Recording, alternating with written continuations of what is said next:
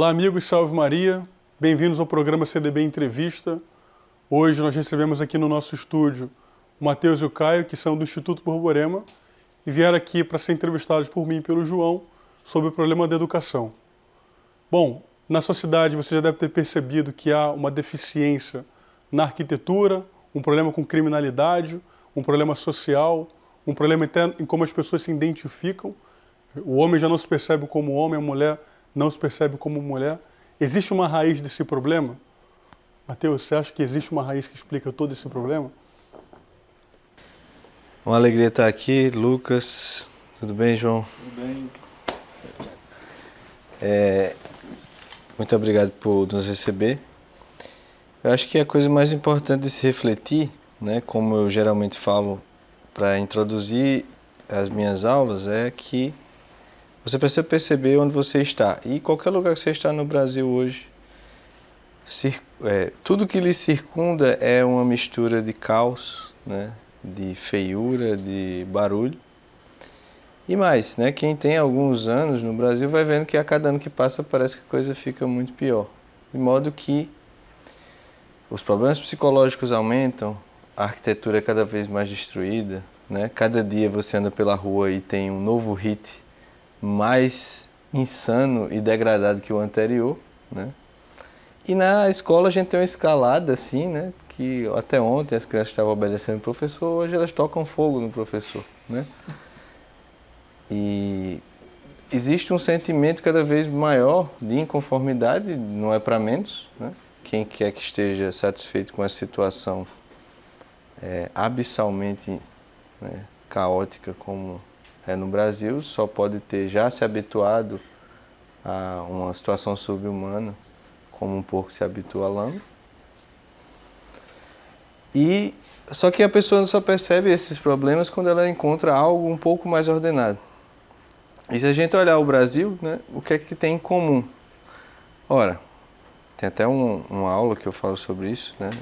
Tem um curso gratuito lá no nosso canal, na aba playlist, que se chama Circunstância Atual e o Caminho da Verdadeira Educação. Na primeira aula eu vou primeiro debater esse problema, né? E se você olhar direitinho afora, tudo que a gente percebe automaticamente, se você for para os índices, né, do Brasil, você vai ver que o Brasil é sempre os piores lugares nos rankings de educação mundial, né? O Brasil é um dos países, o único país de uma pesquisa da Universidade de Yale, se eu não me engano, que decresceu em QI no século XX. Ao mesmo tempo, o Brasil é campeão de depressão, síndrome do pânico, né? Esse tipo de coisa.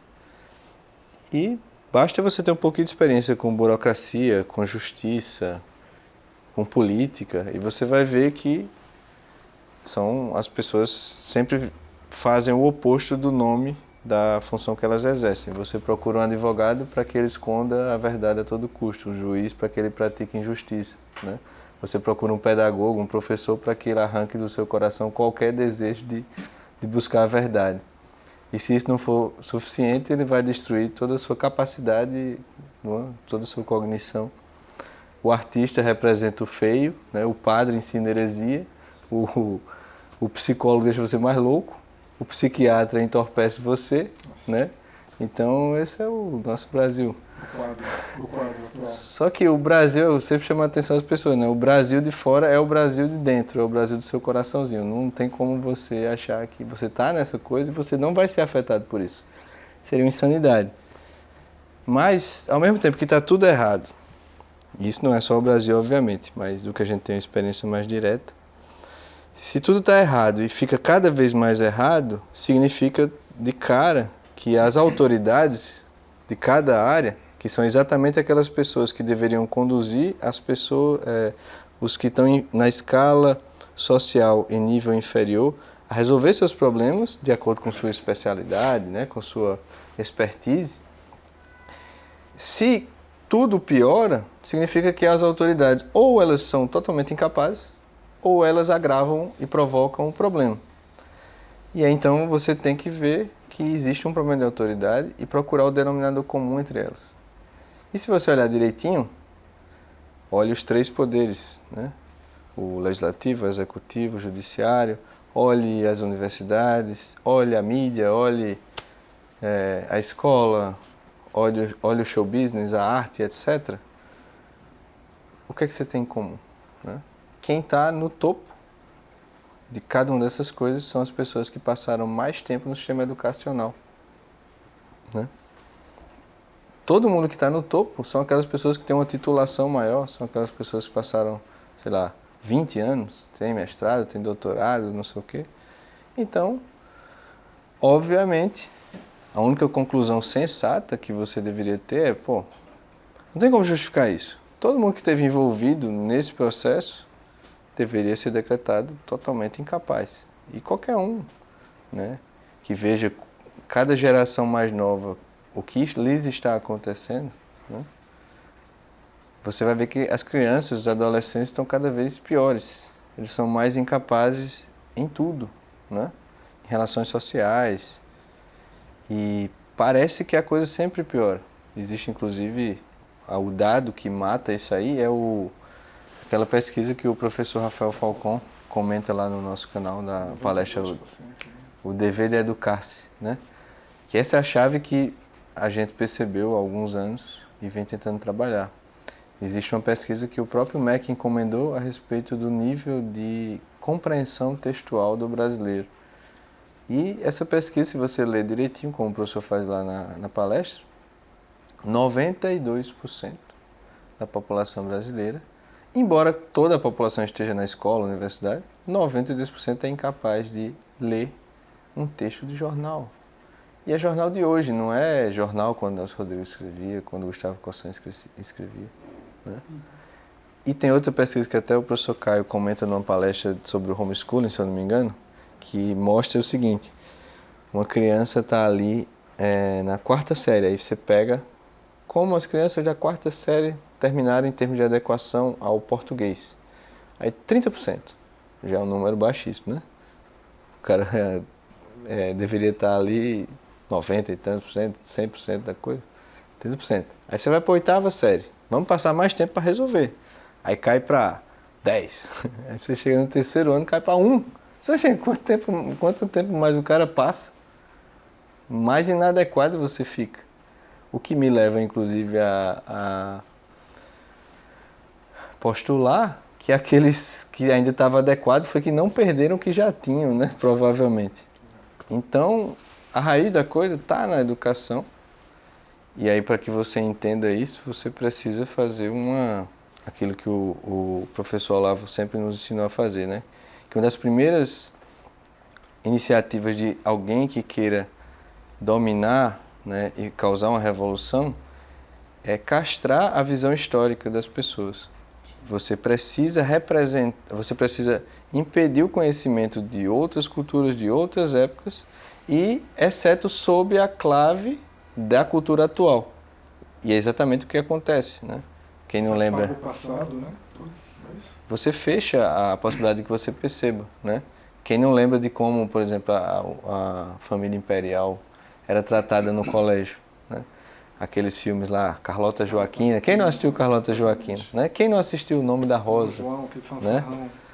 Então, você vai ver sempre que a cultura presente ela só pode sobreviver, inclusive impondo todos os seus padrões de julgamento, de valores, etc., porque ela veda o acesso às culturas anteriores e outras. Porque se você tiver acesso às outras, e aí eles também representam falsamente as outras para esse propósito, se você tiver acesso às outras, você vai comparar. E quando você aplica isso na educação, você vai ver o seguinte: na antiguidade clássica, quando surge efetivamente uma educação mais sistematizada, era de um modo, é a mesma educação que fez com que tivéssemos Platão, Sócrates, Aristóteles, Pitágoras, depois os romanos, né? Horácio, Cícero, Vigílio, e depois também os cristãos, né? São Jerônimo, São Cirilo de Alexandria, Santo Agostinho, e depois muito mais, Alcuin de York, o Beato Alcuin de York, Bernard de Chartres, São Tomás de Aquino, São Boaventura, Santo Antônio de Pádua, né? Santo Afonso, São João da Cruz. Então é uma coisa que, graças a Deus, para que a gente tire a dúvida de por que a educação chegou a esse nível, basta a gente fazer uma pesquisa histórica comparativa do que era a educação quando essas pessoas eram formadas, porque o que mede a educação não é conversa, né? Ah, beleza, eu tenho uma proposta educacional aqui para você. Né? Pera lá, bonitão, você formou quem? E você é quem? Né? Porque educação significa efetivamente uma alteração da alma de alguém. Então a gente não está brincando com tecnologia de mexer no mundo natural, material, para ver se o negócio faz isso e aquilo. Você está mexendo com a alma humana. Ou seja, o que você faz na educação tem reflexo sobre todos os pensamentos, palavras, ações e, quiçá, por toda a eternidade daquele cara. E, ultimamente, o que nós temos são propostas pedagógicas de pessoas que, em si mesmas, não são exemplo para nada, que muito menos formaram alguém, e que, graças a Deus, né, em comparação com toda a história das melhores pessoas da humanidade, é radicalmente distinta. Então a gente já sabe o que deu errado, né? Então houve uma continuidade da educação, né, da Grécia Antiga, Roma, cristianismo, Idade Média, até, e vem se degradando nos últimos séculos. Não é um problema de décadas, a coisa se agrava, né, cada vez mais, mas não é um problema de décadas, é um problema de uns 8 séculos, né, 7 séculos. Mas a coisa permanece em etnias diferentes, em países diferentes e até em religiões diferentes, porque no início do cristianismo houve esse conflito com manter ainda a educação pagã, né? Santo Agostinho, por exemplo, que fora educado assim, né, pelas artes liberais, filosofia e tudo mais, quando se converte ele tem um drama de consciência de se pode tirar aquilo. Existe uma discussão ali de São Basílio Magno, de algumas pessoas ali na patrística sobre isso.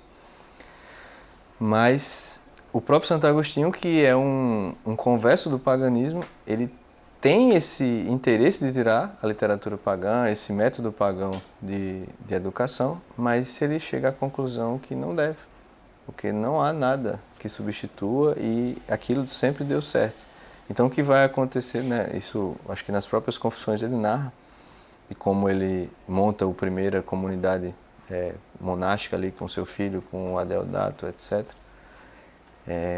Ele está ensinando Vigílio para eles, né? Ele está ensinando um poeta romano.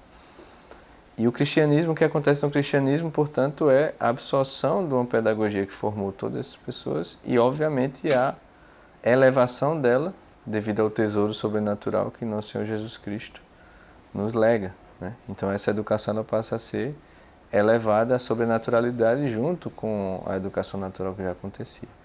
E o que acontece que gera isso que eu estou falando é que tanto isso vem se degradando, a princípio por um problema de estrutura social, depois a gente pode falar sobre isso, mas nas últimas décadas houve uma ruptura total, de modo que o que nós temos hoje, em termos do que vem primeiro, divisão de disciplinas, conteúdo, finalidade, exigência do professor, né, é radicalmente distinto do que se chamava de educação antes, que se manteve formando essas pessoas, né? No entanto, o pessoal chama pelo mesmo nome. Então a gente tem um fenômeno de falsificação, a gente tem um fenômeno de fraude. Chamar esta coisa que tem uma finalidade distinta, que tem exigências distintas para seja um professor, método, tudo isso distinto, chamar pelo mesmo nome disso que aconteceu no passado, né, que trouxe esses frutos, é pura e simplesmente fraude. E como a educação tem todo esse impacto na alma, não há que se brincar com isso. Então a gente não pode negar. Vamos começar, vamos primeiro aceitar a realidade que é isso. Aí a gente pode começar a conversa. Porque se a gente ficar fingindo que isso é educação, né? Eu fiz o meu mestrado em educação e eu confesso que dos meus colegas de classe, eu acho que não há essa compreensão de que existiam, historicamente falando, outras propostas pedagógicas. As pessoas pensam que 2.000 anos atrás todo mundo deveria aprender história, matemática, química, geografia, como é feito hoje. E aí o Caio até pode ajudar a responder essa, né? como não há essa diferença de propostas pedagógicas, elas também não compreendem que há diferenças de fins para a educação, né? E o que vai determinar o que é educação, né, é o fim para onde ela aponta, né? Então, hoje, para a educação moderna, para que ela aponta? Né? O que ela quer criar? Bom, repetindo, Matheus, então, eu agradeço o convite de vocês, estou muito feliz de estar aqui. Bom, a gente entende toda essa desgraça por uma outra clave também. Tudo depende da visão que se tem de ser humano. O grande objeto da pedagogia é o ser humano. Então, a que tipo de ser humano você quer formar? A resposta para essa indagação depende, sobretudo, de em que tipo de ser humano eu vou atuar enquanto professor. Então, por exemplo, vocês como católicos, e acredito que nem preciso expor muito aqui, mas vocês conseguem imaginar a tragédia de uma pedagogia que desconsidera o pecado original? Sim. Aconteceu a Revolução Francesa, né? Pois é. Então você pega, por exemplo, a psicanálise freudiana, em que todos os conflitos e traumas eles têm um fundo de amarras libidinosas. Bom, isso é um ser humano amputado. Isso é um ser humano na sua dimensão eminentemente sensitiva, animalesca, e é como se a alma ela fosse uma convidada eventual a participar de alguma coisa. Então é sempre o ser humano amputado. Eu, particularmente, né, o mundo é um lugar bem velho, eu e todos que trabalham conosco nessa nossa jornada pedagógica, nós preferimos o bom e velho ser humano da tradição aristotélico-tomista, né? Alma vegetativa, sensitiva, intelectiva, um ser humano completo, né? Porque esse ser humano que, vivendo no pecado original, ele vive todas as suas desgraças, tem toda a sua possibilidade de graça. O ser humano que comete os piores pecados e também é capaz das maiores virtudes. E nós temos que pensar sempre no ser humano no ideal mais alto possível, a máxima santidade e a máxima sabedoria. E veja, isso é tão real que quando nós pegamos, por exemplo, as distopias, né? Admirável Mundo Novo, 1984 e Fahrenheit 451, uma coisa que há de fundo naquilo ali, as pessoas pensam, olha o que eles estão fazendo. Eles têm que colocar um Estado tecnológico, eles têm que legalizar aborto. Não, não é só isso. Para chegar nesse ponto, você tem que desumanizar as pessoas. É nesse sentido que o Nelson Rodrigues tinha uma frase que eu acho muito, muito ilustrativa disso. O comunismo tem o mérito de inventar o anti-homem, a anti-pessoa. De fato, né? Não, o comunismo, ele, no contexto dele, talvez fosse essa percepção mais adequada, mas hoje é uma metonímia, é uma parte do todo. O comunismo ele é só mais um problema dentre vários problemas e que tem as suas repercussões pedagógicas negativas. Mas, por exemplo, olhando para essas três distopias, a gente encontra tudo o que o Matheus falou. Ele falava de você castrar a visão histórica na sua integralidade. Então você não pode ter uma visão ampla de desenvolvimento, de causas e efeitos. Você só é obrigado a estar preso no seu tempo, quando o homem é atemporal. Então, não por acaso que George Orwell vai dizer no seu livro, quem controla o presente, controla o passado, quem controla o passado, controla o futuro. Porque você controla, à medida que você controla a imaginação coletiva, você controla tudo o que o ser humano pode vislumbrar enquanto possibilidade de ação. Sendo que para você ter um governo totalitário, você precisa necessariamente que só o Estado controle as possibilidades de ação das pessoas. E você sabe muito bem que é o seu campo de estudos, né? Qual é a visão que você tem do ser humano hoje? O ser humano hoje é visto como uma criatura que ela é feita necessariamente para o prazer e para trabalhar. Ela trabalha para ter dinheiro para poder ter prazer. E ela tem prazer para poder aliviar as dores e os pesos do trabalho para depois ela poder voltar a trabalhar. Então, assim, essa é a vida de um ser humano hoje médio. Até que chegue na eutanásia. Até que chegue na eutanásia. Então, de vez em quando, você pode tomar um antidepressivo, alguma coisa. E, assim, é uma vida humana rebaixada. E vários alunos chegam pra gente não com dramas exatamente nesse nível mais hediondo, mas é o cara, por exemplo, eu sou viciado em trabalhar, eu sou viciado em pornografia, eu até vejo aqui uma coisa ou outra no YouTube sobre religião, estou interessado, mas tipo, o que eu faço? Eu não consigo simplesmente pegar um livro e ler. Eu me lembro do colégio, eu fiquei com ódio desse negócio aqui, não faz sentido para mim Machado de Assis, não faz sentido ler nada, eu só consigo fazer isso, eu só consigo trabalhar, de vez em quando eu vou beber e pornografia. Isso é triste, isso é terrível. As pessoas são escravas. Tem essa ilusão na cabeça das pessoas de que elas são livres na medida em que elas podem pecar à vontade. Mas eu sempre vou fazer injustiça com um padre, que eu faço essa injustiça lá no canal do Instituto e vou fazê-la aqui também. Né? Que é o seguinte, é um padre que ele disse uma frase que eu achei maravilhosa. A liberdade é a capacidade de guiar-se segundo o que é verdadeiro. E a função da inteligência humana é apreender a verdade. Apreendendo a verdade, o ser humano tem um bem, logo convida-se à vontade e o ser humano pode agir. O que você tem que fazer para criar essa loucura de inversões, do psicólogo que enlouquece, do juiz que pratica injustiça, do policial que deixa a pessoa ser assaltada e assim vai? Você tem que criar essa confusão demoníaca em que tudo parece servir ao seu contrário.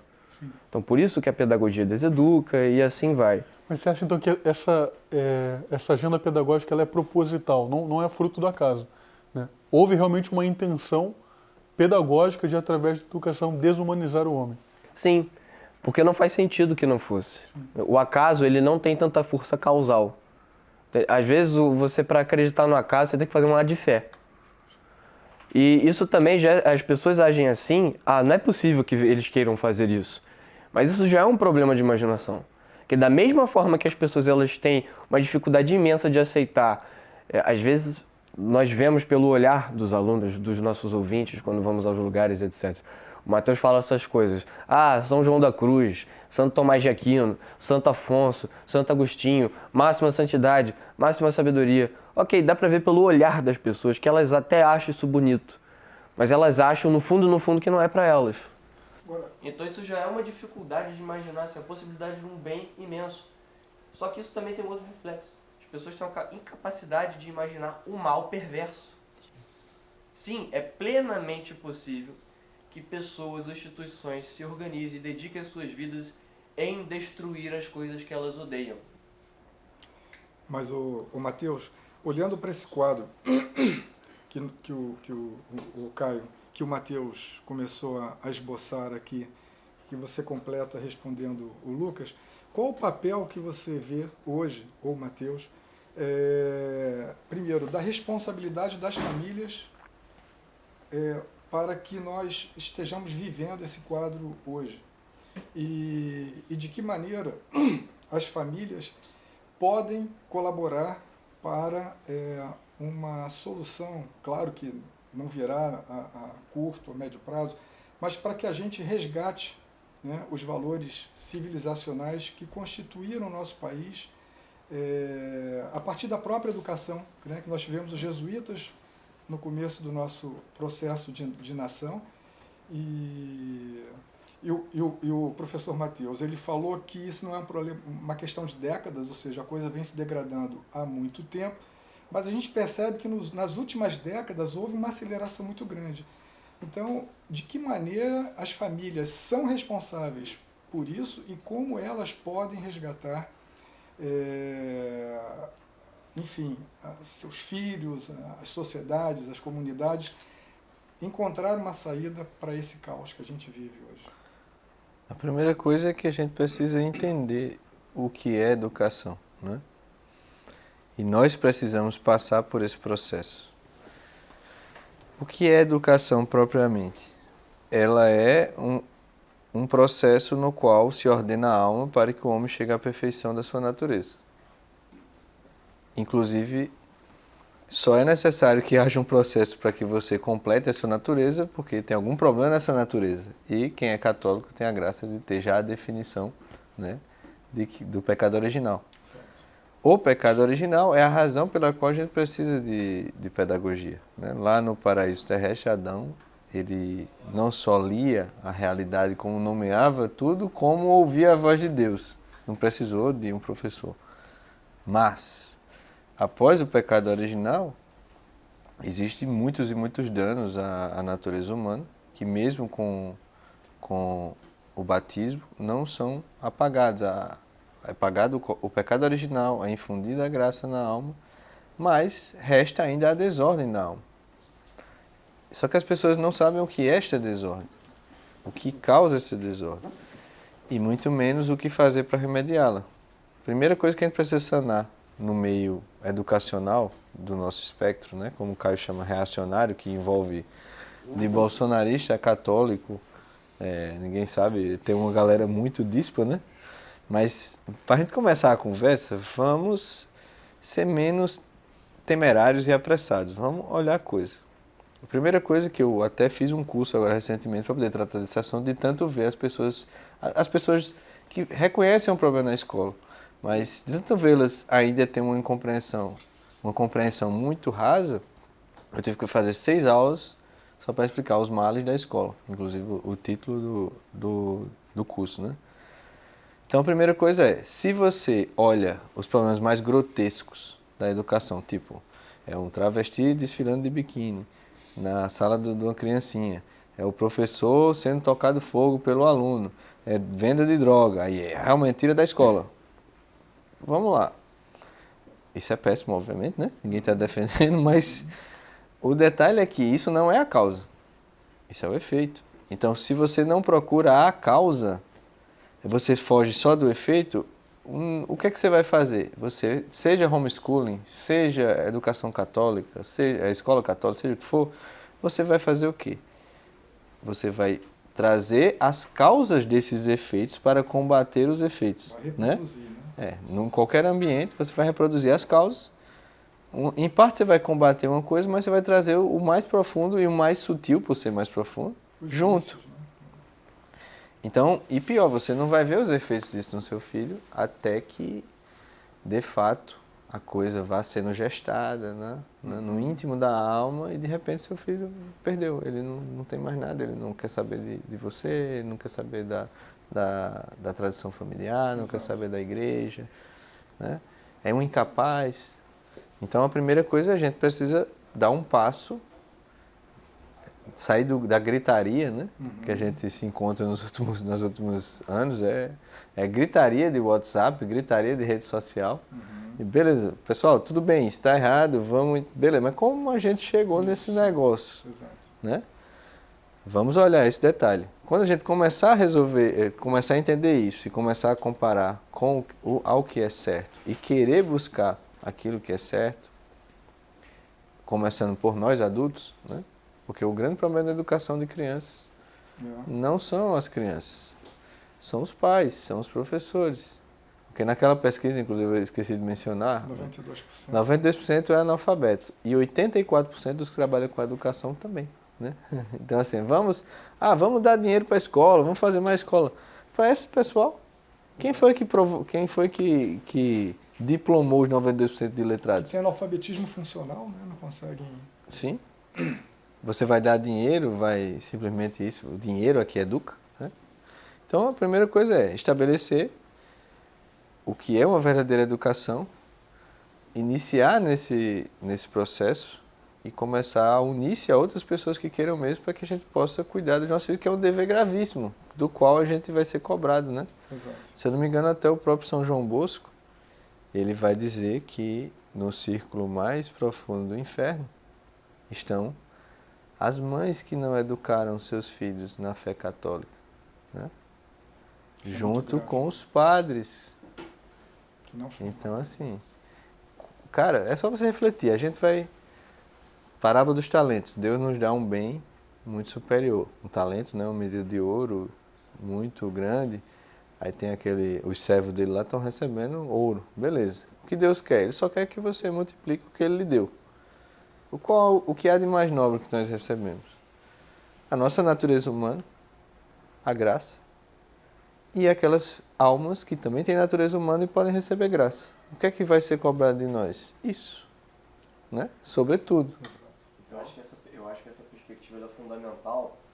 Toca no outro problema que já não tem exatamente a ver com condições sociológicas acidentais, de arranjos educacionais, institucionais, etc., mas de um caráter um tanto quanto perene, claro, é uma hipérbole, do brasileiro. Porque qual é o grande sonho do burguês médio no Brasil? É que ele não precise pensar sobre nada. Que já é um ideal de inumanidade. Já é um ideal de inumanidade, assim. Entrega o filho para a escola. A coisa que eu mais gostaria de abrir mão é da minha própria consciência. No fundo é isso. Então, a própria forma de levantar o problema, de ficar com gritaria no WhatsApp, de ficar no Instagram, ou de querer votar em alguém, isso já é uma maneira de terceirização.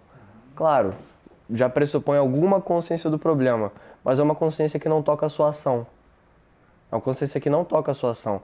Porque, veja, imagina a pessoa que está nesse ciclo, que ela trabalha para poder ter dinheiro, tem dinheiro para poder pagar prazeres e tem os prazeres para poder se aliviar, para poder voltar a trabalhar. Às vezes, as pessoas, graças a Deus ainda algumas, resolvem no meio desse percurso, dessa felicidade, ter filhos. Aí, ela trabalha para poder pagar os prazeres e pagar a escola dos filhos. Em que vai ter um cara lá que está trabalhando para poder pagar os prazeres dele, para poder pagar a escola do filho dele. E que ele vai educar o seu filho para quê? Para que ele passe por um bom colégio, para ele ir para o vestibular, para ele fazer uma boa faculdade, para ele depois ter um bom trabalho, para ele poder trabalhar pra caramba, pagar seus prazeres e assim vai. Então você tem uma sociedade doente. E claro, em cima disso tudo, você sempre vai ter gente ganhando dinheiro em cima desse esquema. Se a gente prestar um pouco de atenção, a gente acha. Por exemplo, recomendo a todos aqui uma palestra que está no canal do Instituto Borborema, o mercado financeiro, a escravidão dos bancos. Na verdade é uma trilogia, a escravidão dos bancos, o sistema financeiro global e usura, o pecado esquecido do professor Murilo Rezende. Que exatamente, a gente vê que todos nós somos escravos e que por não queremos tomar consciência do problema, nós não vemos as mãos que estão por cima dos fios que nos movem como bonequinhos de ventríloco que somos. E o que ocorre nisso daí? O que eu sempre apelo aos pais é o seguinte, os pais, o brasileiro, Machado de Assis mostra isso, o brasileiro é pródigo em racionalizar as suas próprias faltas. Então assim, o sujeito ele, voltemos, trabalha, vai pagar os prazeres, aí ele diz assim para os outros, não, eu sou uma pessoa muito ocupada, mas eu amo meu filho. Tipo assim, o cara só bota o filho na cama às vezes, toma um café da manhã que os dois estão no celular, mas eu amo meu filho. Tudo que eu faço, meu filho, é para poder pagar a melhor escola para você. Só que tem uma coisa, nós temos filhos e nós temos lembranças da infância. Todos nós já meio que estivemos nesse esquema de alguma maneira. E, claro, nenhum ressentimento com relação aos nossos pais, eles foram vítimas de muitas coisas também. Mas o que acontece é o seguinte, nós, quando somos crianças e quando nós temos crianças, nós notamos uma coisa. De tudo que nós abrimos mão e dizemos que é por causa dos nossos filhos, falta uma coisa, nós mesmos. Nós não nos entregamos aos nossos filhos. Entregamos coisas, né? Nós não nos entregamos. Veja, se eu perguntar aqui a qualquer pai católico que esteja assistindo, você gostaria que seu filho rezasse bastante? Que ele fosse santo? Que ele gostasse de literatura? Que ele entendesse latim, pudesse ler poesia clássica, etc. Você gostaria disso? Todo mundo vai dizer, é claro que eu gostaria disso. Talvez você... Quanto é? Como faz agora? Quanto é? Diz aí. Mas não é assim. Eu tenho um filhinho de 2 anos. Eu adoraria que meu filho fosse assim. Resultado. Às vezes eu tô trabalhando lá em casa e eu deu só pra tomar um café. Aí ele me vê, papai, baleia, caracol. Traduzindo, papai é a história da baleia e do caracol. Eu fui só pegar um café. Às vezes eu tô no trabalho importante, eu não posso parar.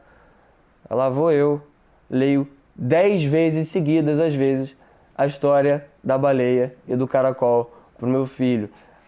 E aí depois, às vezes, ele me pega e, papai, rezar. Aí ele quer que eu leve ele lá nos santinhos, pra gente rezar, etc. Às vezes a paciência queima um pouquinho, arde um pouquinho, mas o amor supera essas coisas. E quando todo pai entre os nossos alunos, etc., por exemplo, toma uma decisão, a mãe ou o pai mesmo, sei lá, resolve um parar de trabalhar ou os dois trabalhar menos. Quando eles ficam mais em casa, começa a relatar um monte de problemas com o irascível, ou seja, com falta de paciência. E aí eu já escutei a mãe falar, agora eu entendo, no fundo eu sempre estive fugindo dessas dificuldades. No fundo eu sempre estive fugindo do meu filho. E eu dizia que não fugia me enfurnando de trabalho, etc., porque sempre é mais fácil você pagar. Só que isso gera um problema terrível, porque, como eu disse, o que a criança mais quer é se sentir amada. Sabe qual é? Veja, vamos pensar a pedagogia pelas causas, né? Pensando de maneira bem simplória. A causa material, a matéria, é a pessoa que você vai educar. A finalidade, a causa final, é quem você quer que ela se torne. A causa formal é a sua própria concepção pedagógica. Mas sabe qual é a causa eficiente? Os agentes, né? Quer dizer, o agente, né? Sabe qual é a causa eficiente? Você, mas não só. É o seu amor. Sim. O que vai imprimir a forma naquela matéria nua, naquela criancinha, é o seu amor. Sua doação, né? Você tem que amar quem você está educando, você tem que amar isso. Cara, Não seria possível nosso Senhor fazer nada se ele não tivesse amor. deixa eu só te perguntar, então, para além daqueles atores ocultos, né, que estão ali manipulando o currículo, direcionando a finalidade da educação, né, um fim bem material, como a gente sabe, você está descrevendo que há também uma ausência em casa, né, a nível de tempo básico, para você pegar um livro, para você fazer uma atividade básica, né, que é dar-se um pouquinho e favorecer a criança, né, na formação do seu imaginário. Então, além desse problema externo à casa, há um problema também dentro da própria casa, né? Então, que vai se reproduzindo, essa criança cresce sem esse apoio, né, do seu pai, sem esse carinho, sem esse tempo mínimo dedicado, e aí esse processo ele vai esse ciclo, né, vicioso, ele vai se reproduzindo. Como é que a gente quebra? Vocês falaram aqui nesses últimos dias conosco do processo de educação que vem se desenvolvendo. Quer dizer, mas também não adianta só discutir a questão da metodologia, né? Tem que ter um ato de amor, né? É isso? Com certeza. Veja, o ser humano, como os outros animais, nós temos os sentidos externos. Nós temos olhos, nós temos ouvidos, boca, etc. Mas não me conste que um cachorro olhando outro cachorro, olhando o olhar de outro cachorro, em que um veja a alma do outro, em que um veja o que o outro quer. Não me conste que entre cachorros, jumentos e macacos isso aconteça. Só o ser humano olha no olhar de outro e vê uma outra alma. Um livro lindíssimo que fala desse processo de você sair desse mundo técnico e descobrir que o outro existe, que é exatamente A Descoberta do Outro, do Gustavo Coursão, que ele narra esse processo nele. E que isso aconteceu comigo já. Você olha para o outro e você, cara, ele existe. Ele não é um objeto que eu manipulo. Ele é uma outra alma que, tal como eu, carrega seus anseios, suas ilusões, tem suas quedas, tem suas subidas. E quando você entende que o outro existe, e sobretudo o outro quando é seu filho, aí sim que você pode dar tudo por ele. Aí sim que você pode se dar a ele. Uma coisa que eu não abro mão, nem o Matheus, lá no Instituto mesmo, a gente tem toda uma dinâmica assim. A gente tem, às vezes, trabalha à tarde e à noite, mas tem aquelas 2 horinhas que a gente imediatamente para tudo, vai para casa para botar as crianças na cama. Eu não abro mão de botar meu filho na cama. Porque, exatamente minha avó mesmo, quando ela me colocava na cama, eu me sentia muito amada. E a criança precisa se sentir amada e precisa se sentir protegida e segura pelos pais, por esse ambiente de amor, para que ela possa sentir a segurança, para que ela vá para o mundo. Exato. Entende?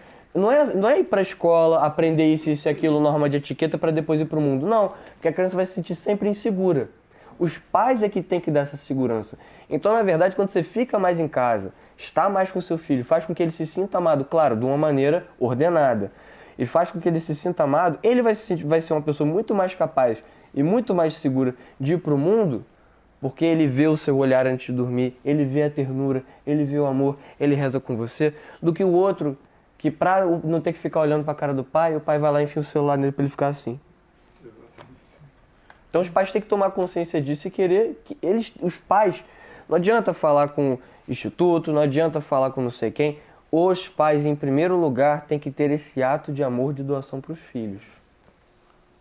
Quando a gente olha hoje para uma escola normal, o que está acontecendo com a educação? Agenda LGBT, início de vício em drogas, né? Tem pais que olham o seguinte, pô, se meu filho ele entrar para a escola, né, não virar um militante LGBT, um militante do Partido dos Trabalhadores, não virar um viciado em maconha, tá tudo bem. Se ele apenas ser um bom advogado, um bom médico, tá tudo bem. Mas essa também não é a visão correta do que é educação, né? Então, eu queria que vocês comentassem um pouco sobre isso. Essa visão que existe muito no que a gente chama de direita, né, no pessoal mais reacionário, de achar que a educação ela tem que se submeter ao sistema financeiro, né? Eu tenho que ser educado para ter uma profissão. Se eu tiver uma profissão, não tem problema. Não sendo maconheiro, não sendo militante do PT, mas sendo uma boa profissão, tá tudo ótimo. Exatamente. A primeiríssima coisa a perceber, e aí já é uma advertência também para o pessoal que está nos assistindo, é quando a gente fala assim, dessa educação necessária, as pessoas medem essas coisas pela experiência que elas passaram na escola, na faculdade. O que é isso? É o padrão burguês de realidade artificialmente imposto. Você tem que estar na idade tal, na série tal, com o conteúdo tal. E você passa para outra série, inclusive, sem ter entendido nada, porque, inclusive, é impossível entender boa parte dos conteúdos, que, inclusive, mistura macumba, mentira, né? Então, assim, muito do que se coloca em todo lugar, no homeschooling, na escola católica, está permeado de tudo que fundou, né, a ciência moderna nos últimos séculos, né? Nosso querido Isaac Newton, Paracelso, fundadores da física e química moderna. Então, primeiro, o que acontece na escola é um total desprezo da estrutura da alma humana. Primeiro, do seu ponto de partida desordenado do pecado original. Segundo, da sua finalidade. E terceiro, de como ela funciona. Do jeito que a escola está, e eu vou comentar isso nesse curso, né? Pelo volume de informações, pela desordem do conteúdo, pela falta efetivamente de um ato adequado à alma para processar, né? Para expressar a espécie inteligível na inteligência, ou seja, que permite que você conheça a verdade propriamente, a escola ela se torna, né, aí tem várias outras coisas, os problemas de relacionamento entre alunos e professores, a estrutura, né, como isso causa problemas psicológicos, prendem a pessoa na imaturidade, deixam a alma dela suscetível à manipulação ideológica, que é o medo das pessoas geralmente, que não é meramente manipulação ideológica. Na verdade, é um processo muito mais profundo de lavagem cerebral e manipulação psicológica sutil, né? Que tem vários e vários experimentos científicos no início do século XX que são aplicados à pedagogia. Inclusive, existem tratados internacionais, dos quais 150 países, dentre eles o Brasil é signatário, que aplicam essas técnicas na pedagogia. Então, e toda a destruição cognitiva que se procede disso. Então, na escola, a gente tem como base esse negócio, né? E quem vai fazer homeschooling, se não entender isso, ou quem vai abrir uma escola, se não entender isso, vai repetir, porque você passou quantos anos na escola? 15, 20, 25, né? Na escola, faculdade. O que é isso? Isso é um processo que contraria a estrutura da alma humana e que sempre externaliza e deforma e faz crescer as potências animais do ser humano e não possibilita o desenvolvimento interior e imaterial da alma, que é a mesma inteligência que inclusive você usa para o ato de fé, para a oração. A oração é essa mesma inteligência que você usa, né? Claro que com o auxílio da graça, com as verdades sobrenaturais.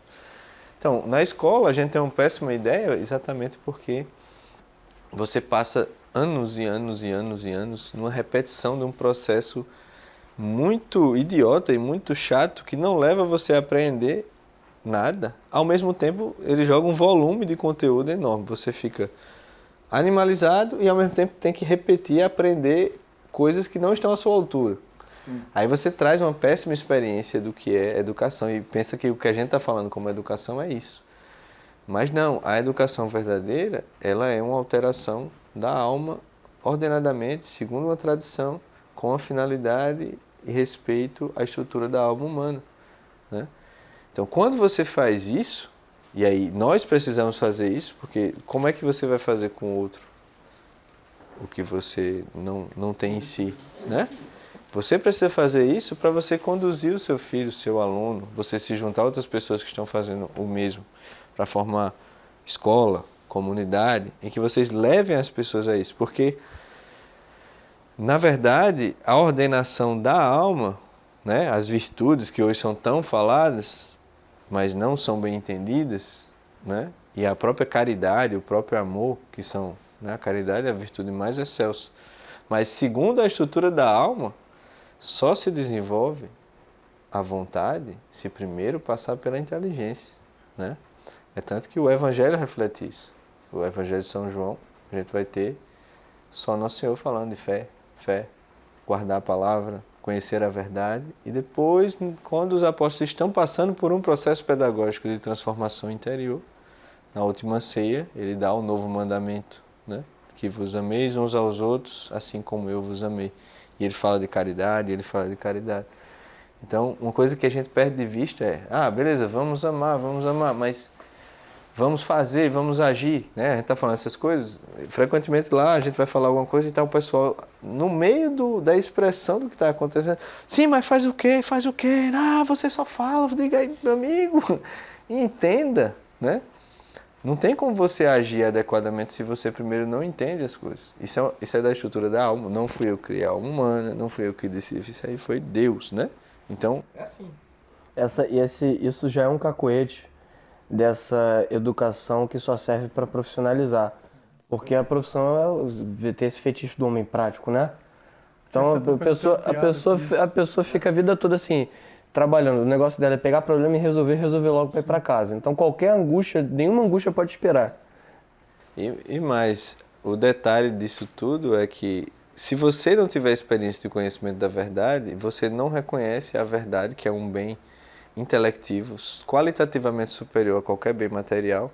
É só à luz disso, né, que você pode negar e, né, ordenar os seus apetites dos bens materiais.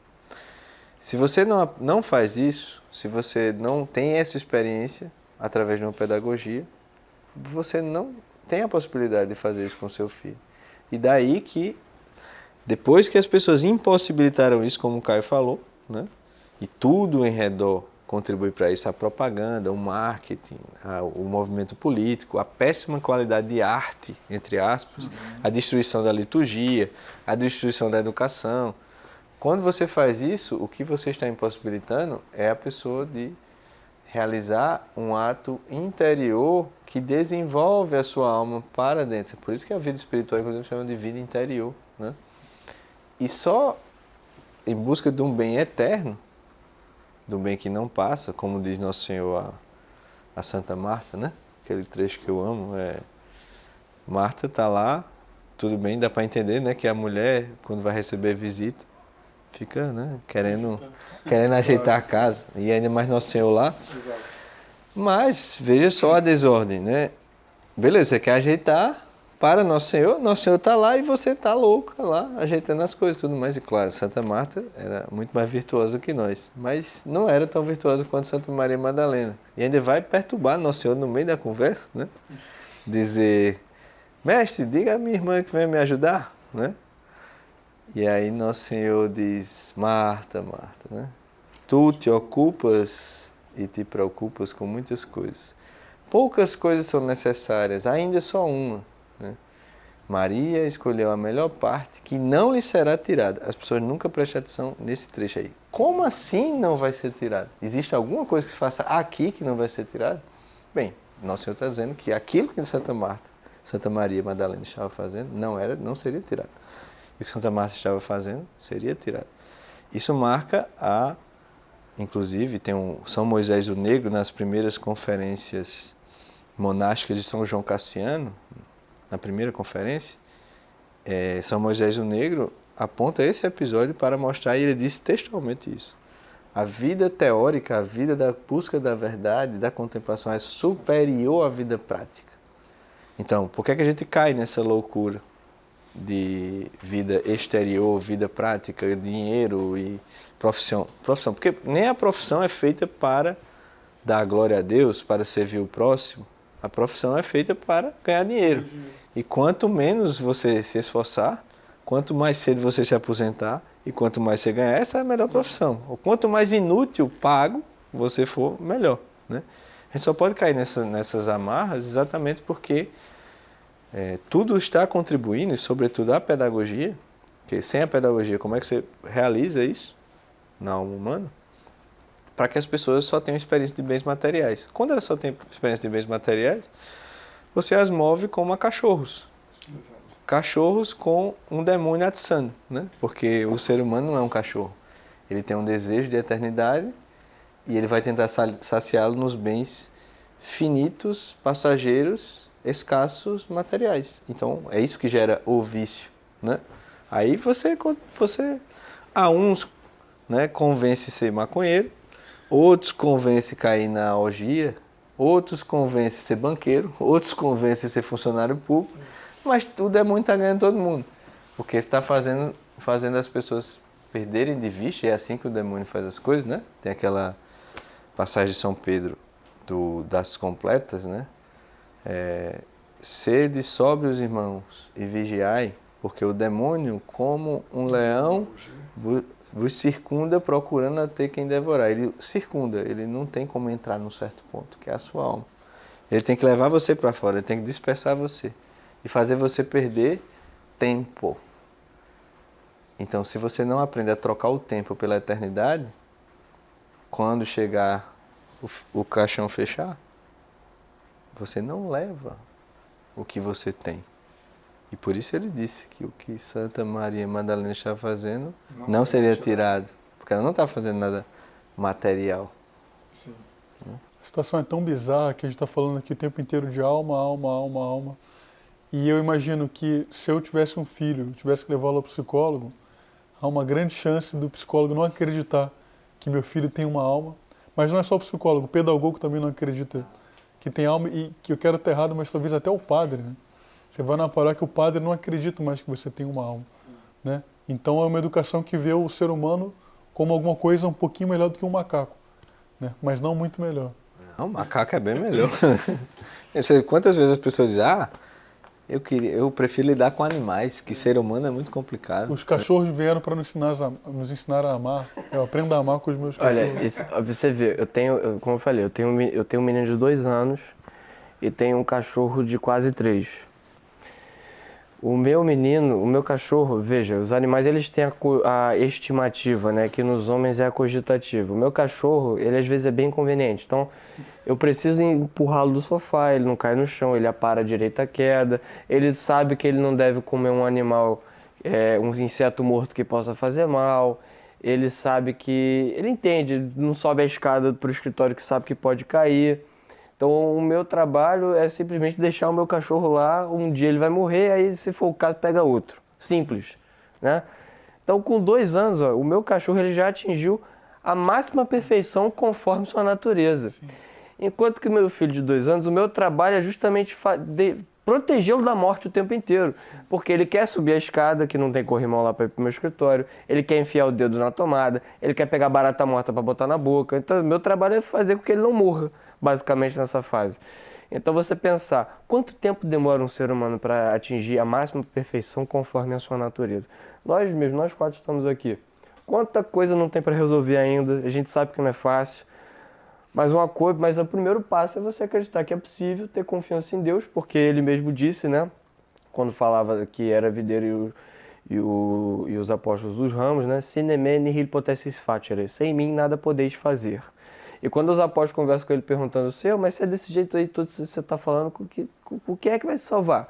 Ele diz, olha, para Deus nada é impossível. Mas algum santo disse, não lembro quem, né?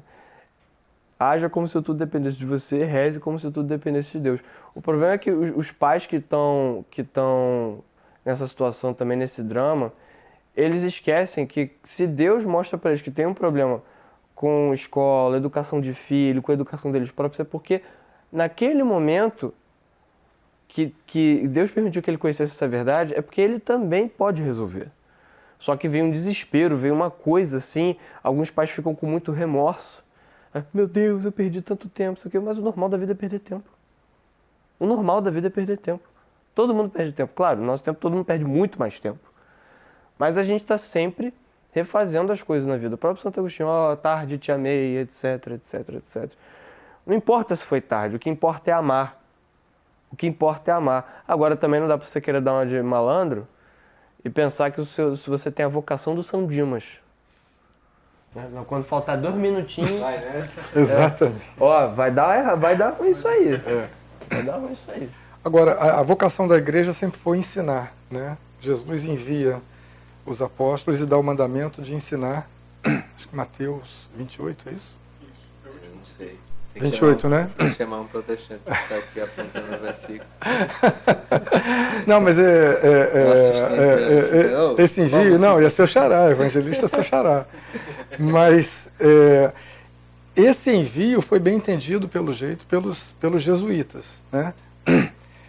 Que vieram, atravessaram um oceano naquelas condições e implantaram aqui um método que deu certo. E um pouco que a gente vê da saída deles das Américas, além do ódio, né, liberal que se nutria contra aquela reação da cristandade à revolução que já acontecia na Europa, né, protestante, havia também uma percepção clara de que aquelas colônias jesuítas, elas aprendiam as coisas, não somente do material, mas também da fé, né? E aquelas colônias, elas funcionavam e parecia que havia até um potencial de competição, né? com os negócios, digamos assim, separados, né? dos interesses próprios da igreja, né? E na medida em que essa educação, essa vocação se perde, né? Como é que o Brasil hoje, na visão de vocês, pode resgatar isso, Mateus? Se é que,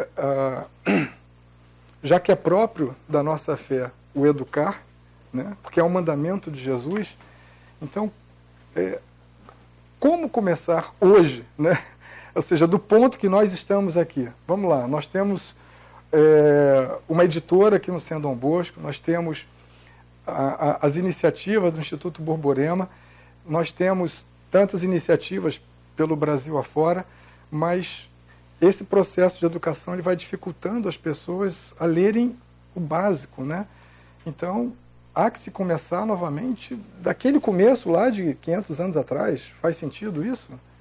Ou seja, recomeçar, claro que em tempos diferentes, evidentemente, né? Não é um retorno propriamente literal àquelas condições que os jesuítas encontraram aqui, né? Mas a impressão que dá é de que há que se empreender um novo processo civilizatório, é isso?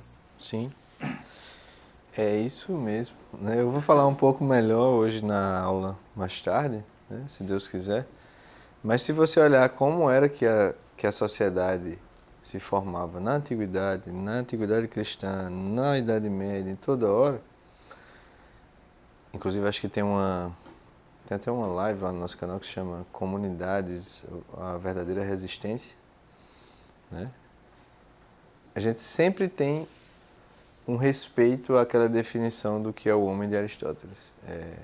O ser humano é um animal social e um animal racional. Ou seja, ele é um animal que cria uma sociedade para levá-lo ao conhecimento da verdade. E se ele não faz isso, ele fica só com um animal, né? Então, a questão é, nós não seguindo o próprio nosso Senhor, Como trecho... o Nelson Rodrigues dizia, né? Não fosse a responsabilidade, o ser humano estaria de 4, urrando no bosque. E fica invejando as crianças que não têm, né? É outra coisa.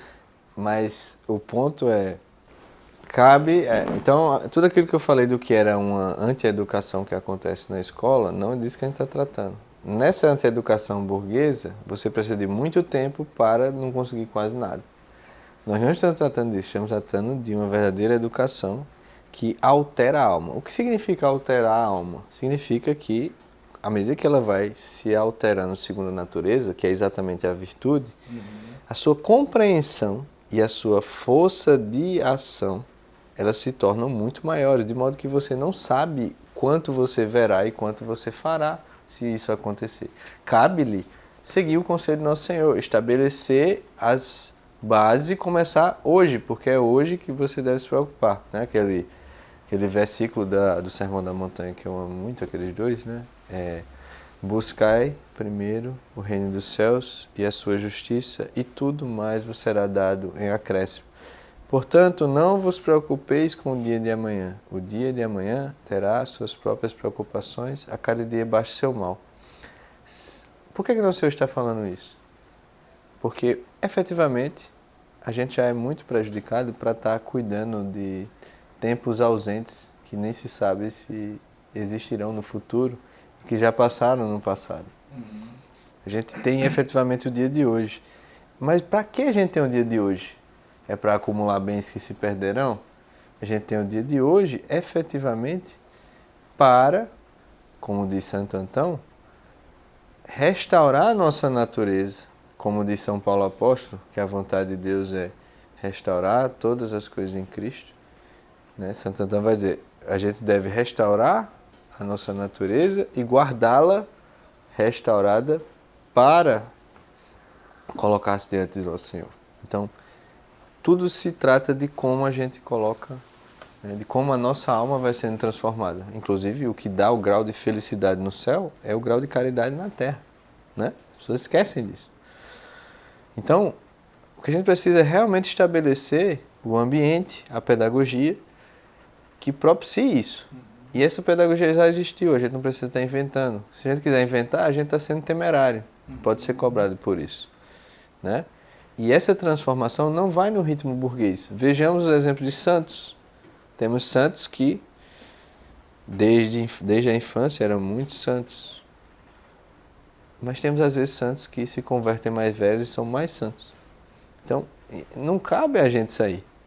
O que cabe é buscar primeiro o reino dos céus e a sua justiça hoje. E Nosso Senhor diz, buscar primeiro o reino dos céus e se lasca. Ele diz, buscar primeiro o reino dos céus e a sua justiça e tudo mais vos será dado em acréscimo. Só que é o reino dos céus e a sua justiça, não é outra coisa. E onde é que está esse reino dos céus? Né? Onde é que está o reino dos céus? O pessoal não sabe. O que é reino, o que é céus, o que é buscar, por que primeiro, o que é a sua justiça.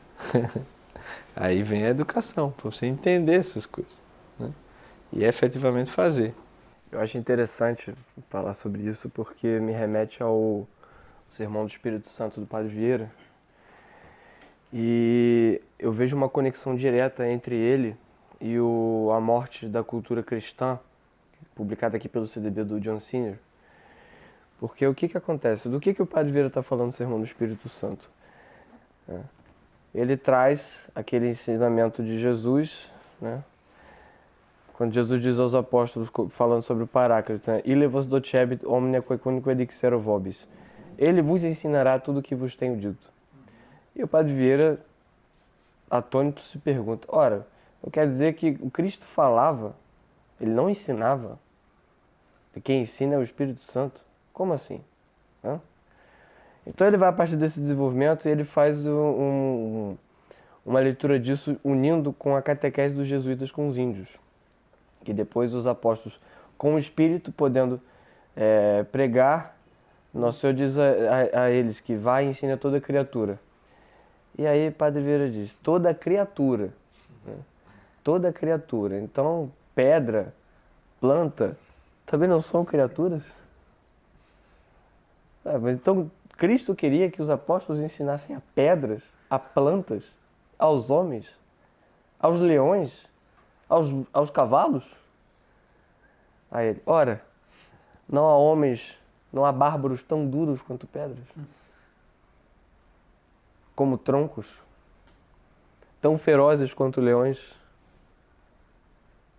tão teimosos quanto cavalos. Então, de fato, a toda criatura. E se outrora os apóstolos tinham as línguas de fogo, nós temos o fogo das línguas. Aquela brasa ardente do intelecto que com a fé volta a queimar. E é isso que fazia com que eles fossem em tribos indígenas. E veja, não se trata de um mero fetiche. Às vezes as pessoas podem ter essa ideia por causa da nossa falsa educação. Um fetiche, eu sou jesuíta, eu tô aqui de bobeira, eu vou pegar uma caravela e vou ali. Vou ali no mato, porque vou ali na rodoviária comprar um ticket. Eu não tenho o que fazer mesmo, então eu vou ali catequizar uns índios. Veja bem, os índios não eram uma uniformidade, você não podia sequer falar em nação indígena, como querem alguns. Essa é uma ideia absolutamente estúpida, porque você tem várias tribos que estão em guerra toda hora, cada uma fala o idioma, e você tem coisas maravilhosas, como por exemplo, a minha tribo vai guerrear com a sua, a gente pega um homem da sua tribo, a gente matou todo mundo, mas a gente pegou e capturou, né? O seu pajé, ou sei lá, um homem, um guerreiro que mostrou-se muito engenhoso na batalha. Então você vai ficar aqui, já que você é muito engenhoso e muito bom, então você vai ficar aqui na nossa cabana, vai ser muito bem tratado, nós vamos alimentá-lo. Se você quiser ter uma mulher para você se deitar, você fica à vontade. E se você engravidá-la, não tem problema, porque enquanto isso, depois de um tempo, quando você estiver já bem gordo, nós vamos assá-lo e vamos comê-lo num grande banquete. E depois, quando seu filho nascer, nós vamos comê-lo também.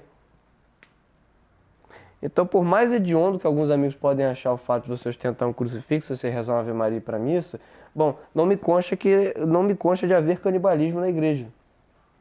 Então, desse ponto de vista bem, só para o idiota padrão entender, eu acho que já é um ganho absurdo, então já é uma caridade assim, monumental que os jesuítas faziam. E tem um detalhe, o jesuíta poderia ser comido também. O próprio Padre Vieira fala, bom, literalmente pregar aos povos brasis, no caso dos índios, era de fato ser enviado como ovelhas no meio de lobos, porque poderíamos ser comidos. Então o trabalho deles era esse. Eles iam para uma tribo e eles tinham que primeiro entender a língua da tribo. E esse entender era de fato parar, tentar discernir os fonemas, que alguns, diz o Padre Vieira, eram indiscerníveis, tempos verbais absolutamente estranhos ao português, difícil de transpor para a nossa gramática, porém mesmo assim eles aprendiam aquele idioma, compunham uma espécie de dicionário, um vocabulário base, para depois fazer uma gramática daquele idioma, para então poder pregar, quem sabe até traduzir a escritura para ficar por ali. E aí, tendo evangelizado determinada tribo, eles saem em missão para uma nova tribo. Então sempre o trabalho que se renova. Esse trabalho do engenho humano é exatamente ao que o Padre Vieira associa o fogo das línguas. Esse fogo das línguas, ele continua conosco. Ele continua conosco. E o que acontece? O Padre Vieira, quando ele fala que tinha que sair de uma tribo e ir para outra, às vezes eles voltavam naquela mesma tribo. E quando você menos esperava, eles já tinham parado de adorar a cruz e estavam adorando o sol de novo. E aí ele diz, estranha a fé dos povos brasis. É uma fé que parece incredulidade e uma incredulidade que parece fé.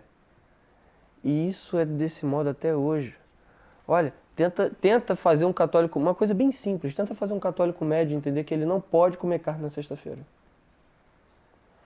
Há uma força misteriosa que o impede dessa compreensão. Tá aqui no catecismo, tá aqui no documental. Não. Código de direito canônico, o dia vai até meia-noite, meia-noite é meia-noite, não tem conversa. Isso aqui não foi abolido, ok, você pode comutar, etc. Mas isso não foi abolido, não é porque é o churrascão da empresa. E seu diretor espiritual falou que não, a igreja já mudou esse entendimento, não se reprima, coma a sua carne no churrascão. Não, sinto muito, não. Mas isso não é suficiente. Não é suficiente.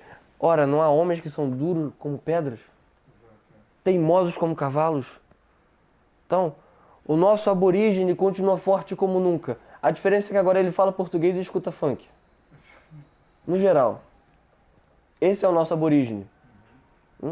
E aí o Padre Vieira vai dizer, bom, tudo consta que Tomé veio aqui e foi às Índias. Nas Índias, ora, você tem até hoje a igreja lá, aquela coisa toda. Aqui, há uma história de que as pegadas de Tomé permanecem intactas numa rocha, mas que a sua palavra não está intacta no coração, não ficou intacta no coração dos povos brasis.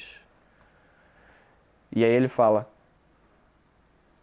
há esculturas que são de mármore em que basta o artista utilizar do cinzel uma única vez, mas há esculturas de murta, em que há de estar sempre podando, sempre cortando para que ela não venha se deformar.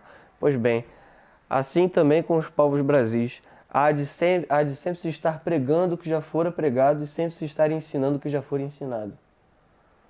E é bem isso mesmo, Quando você menos espera, o Mateus fala disso direto quando ele tinha experiência de catequese, que você ensinava as coisas, mas as pessoas não mudavam de vida. Então existe já um fator, além de toda a burrice, além de toda a pusilanimidade e de todo o problema de crise que nós temos, há um certo elemento de fundo, né, desde os nossos aborígenes, que permanece e faz com que a nossa fé pareça incredulidade, a nossa incredulidade pareça fé. Isso é terrível, Mas o John Senior ele traz uma coisa que pode solucionar, que é exatamente o retorno de uma cultura cristã. E uma cultura cristã, muitos aqui podem não entender isso, porque muita gente quer ir logo para a teologia, quer ir logo para a filosofia, mas não é essa a ordem das coisas, nunca foi. Isso é inventar a roda, isso é ser estranho. O normal é você passar pelas artes liberais, trivium, quadrivium, e depois encarar essas disciplinas. E o John Senior ele fala, diferentemente do que se pensa, para sanar uma teologia doente, precisamos voltar a ter um estudo escolar, pelo menos para os falantes de língua inglesa, de Chaucer, Shakespeare e Milton. No nosso caso, para os falantes de português, Camões, né? Manuel Bernardes, Padre Vieira, etc, etc, etc. Por quê? Porque o John Senior também vai dizer, temos uma imaginação doente desses tempos hedonistas. Só que nós estamos presos por duas vias. Porque para resolver o problema de uma imaginação doente, a gente tem que resolver o problema do intelecto. Só que o nosso intelecto também está doente porque ele não tem o seu lugar. Então, a grande matéria que começa todo o estabelecimento dessa relação de imaginação e intelecto é justamente a gramática do trivium. É justamente onde começa a arder o fogo da língua. A capacidade do engenho humano. E o John Senior vai dizer que tudo isso é uma preparatio fidei, uma preparação para a fé. Então, para resolver esse problema, nós temos sim que resolver também o problema educacional. E esse problema está dentro de uma cultura cristã, ele faz parte da cultura cristã, porque, como o Matheus falou, o cristianismo absorveu essa estrutura da pedagogia clássica. Ela é nossa.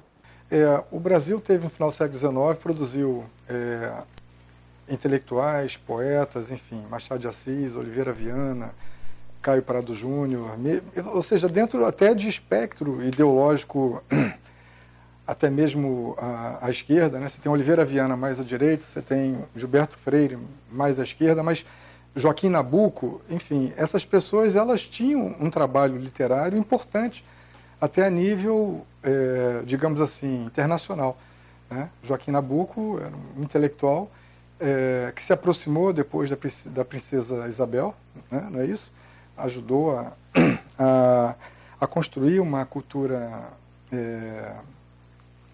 da abolição, né, no Brasil. E qual foi a educação que essas pessoas receberam, né? Ou seja, a gente está falando de talvez menos de um século, né? Ou em torno de um século. Como que há 100 anos atrás a gente produzia pessoas desse calibre e hoje não existe absolutamente nada que chegue aos pés, quer dizer, seria injustiça, né? Enfim, não lembrar de pessoas que estão resgatando todos os princípios da educação aliados à fé, né? Ou seja, entende o ser humano como corpo e alma, com um fim último, mas como pode, ou seja, o Brasil até pouco tempo atrás produzia isso. O que aconteceu que degringolou assim de uma forma tão acelerada? Ou seja, apesar de todos os problemas que existiam já há 100 anos atrás, né, ainda conseguíamos ter pessoas que captavam, como dizia o Olavo, né, a alma do povo e as reproduzia sob a forma de trabalho literário, né? E hoje não existe nem resquício disso.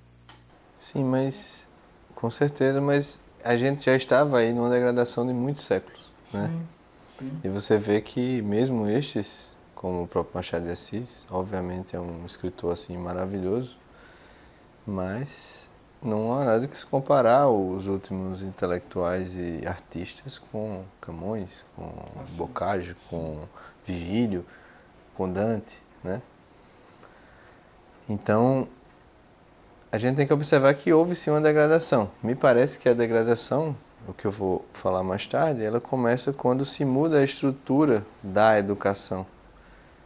A estrutura social para a educação com a criação da universidade no século XII, né, em Bolonha, Paris. Porque antes, se você olhar direitinho, desde a antiguidade, e o que o próprio Nosso Senhor faz, o que são as escolas catedrais, as escolas monásticas, o que é a escola de São Vítor, o que é tudo isso, sempre é uma família espiritual, na qual se ensina conjuntamente a educação clássica e a educação espiritual, né, que Nosso Senhor dá. E é sempre assim. O que é que a universidade institui? Né? Como surge a universidade? A universidade são estudantes que viajam para se reunir de diversas pátrias para se reunir numa certa cidade, nessas cidades aí. A universidade surge primeiro como um alojamento de estudantes. Logo depois, os estudantes veja a inversão da coisa, eles vão impor um regulamento aos professores. Eles começam a dizer que o professor, se fizer chegar atrasado, vai ter o salário descontado, vai ganhar tanto, tem que ter 5 alunos, tem que ter não sei o que lá, não sei o que lá, não sei o que lá. Já começa com inversão, não é entrar numa família de Hugo de São Vítor, né? Não é chegar lá no mosteiro de São Vítor e dizer, deixa eu entrar aqui. Né? Não, você vai lá atrás do professor e começa a pagar ele, dizer, se você faltar, isso é a posição de um superior, né? Como pode o aluno que procura o professor ser superior a ele ao ponto de exigir-lhe e de impor-lhe um regulamento e de pagar-lhe, né? Mas não é só isso. Eles vão fazer aquela coisa que os estudantes universitários sempre fizeram. Eles vão brigar, esfaquear a gente, vão pedir desconto no bandejão, né, nas tavernas da época. E depois que esfaqueia o povo, que faz baderna, vai lá pedir ao Papa, pedir ao rei indulto, para não ser preso. Né? O que já denota que não está havendo um processo de ordenação. Porque se você precisa, né, de um indulto papal, se você precisa de acordos, né, para as pessoas não serem presas, os estudantes de ensino superior serem presos, é porque não está havendo educação nenhuma. Né? O que começa pela estrutura, obviamente vai ter impacto no que é o ensino. E a gente vai ver, 2 séculos depois do início da universidade, logo depois você vai ver diploma. E alguns desses dados, até um historiador medieval moderno, que é o Charles Homer Haskins, né, da Universidade não sei se é de Harvard, ele vai lá nas fontes, ele tira umas conclusões meio erradas, mas ele vai nas fontes medievais e narra muitos desses dados que eu estou falando, no começo do século XX, né, conferências dele. Logo depois vai ter a criação do diploma. Quando se cria diploma, o que é que acontece? Ele mesmo diz isso no livro, que se chama Ascensão das Universidades, lançado pela editora Danúbio. Ele mesmo vai dizer que isso foi a ocasião de que pessoas medíocres ocupassem cargos de mestre, porque não era como antes a avaliação de um professor dizer, não, esse cara aqui realmente convive comigo familiarmente há muitos anos, esse aqui é o mestre. O diploma conferiu a possibilidade de que o cara assina lá, esse é mestre. E papel aguenta tudo, como diz minha mãe, né? Então, assim, você, de repente, tem São Tomás de Aquino, que é um verdadeiro mestre, tem São Boaventura, Santo Antônio, Santo Alberto, na mesma universidade, com o Zé Ruela lá, né? Que só tem de mestre o papel, a assinatura no papel, chamando ele de mestre. Isso suscita, obviamente, uma coisa que não foi Dilma que inventou, né? O programa Universidade para Todos, né? Todo mundo já no século XII queria a universidade para chamar de sua. Então o pessoal fica lá querendo criar a universidade em todo canto. O que antes seria impeditivo pela falta de verdadeiros mestres e pela o cuidado com que se tratava da educação, com o diploma, com essa estrutura totalmente invertida, tosca, banalizou assim, possibilita o nascimento de universidade em todo canto, né? Com o nascimento de universidade em todo canto, obviamente, aquele controle que era exercido pelos intelectuais de verdade em praça pública, né? Ali o cara fala uma coisa, sempre teve gente falando coisa errada, mas quando você falava uma coisa errada, estava lá Santo Antônio dizendo, não, meu filho, está errado isso aqui, ó. Alcuim de York, estava o pessoal dizendo que estava errado. Como tem universidade em todo canto agora, com um monte de mestre só no papel, a profusão de erros e enganos se dissemina de um modo, sim, avassalador. Ainda teve um contrapeso a isso com os jesuítas. Só que quando os jesuítas foram extintos, você vê, se os jesuítas ainda tivessem com a atividade deles nas universidades, Kant jamais teria tido prestígio. Que os jesuítas iam simplesmente arrasar com a crítica da razão pura. Aí sem Kant você não teria Hegel, talvez, sem Hegel talvez você não tivesse mas Marx. pior, no tempo de Newton você já tinha um Leibniz da vida. Do lado dele dizendo as coisas que estavam erradas e tal. E 90% da obra de Newton é macumba, né? É macumba da braba, né? É esoterismo, alquimia, leitura da Sagrada Escritura nessa clave e negação da metafísica aristotélica. E tava lá Leibniz apontando, ó, tá errado. E a galera, cala a boca, otário, né? Querendo calar a boca de Leibniz para que prevaleça para os fins dele de tomar a autoridade da igreja o erro newtoniano que foi dar na metafísica de Kant, que inclusive percebe na física newtoniana a metafísica newtoniana que ele usa na obra dele, né? Só que isso é precedido, inclusive, por já no século XIV, 2 séculos depois da criação da universidade, com o Guilherme de Ockham, né?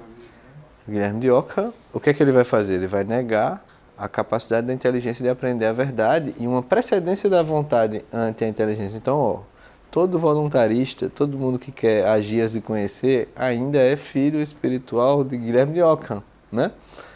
Então, vamos agir. Quem é possível fazer isso? Foi Guilherme de Ockham, lendo São Boaventura, que não conseguia entender, ele não conseguia entender, postulou isso aí, que não dava para entender e tal. Então, a vontade tem que preceder a inteligência. Isso gerou uma desordem, né? Século XIV. Século XVI você já tem humanismo, Descartes, Newton, Lutero. Então você vê um problema de estrutura, depois vê um problema de inteligência para vir a heresia, que faz uma cisão na cristandade. Aliado ao neopaganismo, né, que renasce. Sim, exato. Aí você tem a macumba ali no século XIV, muito forte, né? Em Florença, nessas palestras que Caio citou de Murilo, ele trata desse problema. E também tem a peste negra, né, que leva muita gente boa, porque quem ia para cuidar dos outros em plena peste negra eram pessoas virtuosas, de modo que quem sobrou era muita gente mole, né? Então você soma esses fatores. A Guerra dos 100 Anos também ali, né? Por ali. Não sei. França, Inglaterra. Sim, Guerra de 100 Anos, exílio do papado em avião. Verdade. Um conjunto de desgraças. É. Mas começa com um erro de estrutura e de inteligência. Então tem uma trajetória assim, universidade, diploma, né? Guilherme de Ockham, aí você tem Lutero, Descartes, Newton, Kant, Hegel, Marx, Escola de Frankfurt, Foucault, né? E tudo que a gente tem hoje. Então isso veio daí. Tem uma linha, né? Sim. São causas, você tem muitas causas remotas, você tem causas mais próximas, mas de fato você está correto. De pouco tempo para cá, a degradação ela foi muito mais rápida. O pouco que ainda se conservava, mas até faz sentido, né? Pense num braseiro bem aceso, demora um tempo até ele arrefecendo. Mas quando você tem só as brasas, é mais rápido de apagar tudo, né? Basta pisar. Então, creio que de 50 anos para cá, o trabalho foi de simplesmente pisar e esfregar as brasas. Alguma coisa ainda dá para acender, né? Cabe a cada um de nós fazer o que dá para fazer, né? Vamos acender. Que Deus quiser, estamos tentando. Bom, Matheus, a gente viu aqui que há muitos problemas na educação. Quem, como eu, se formou nesse colégio, teve aí 20 anos de prejuízo. E aí eu fico assim, meu Deus, deu tudo errado. Por onde eu recomeço?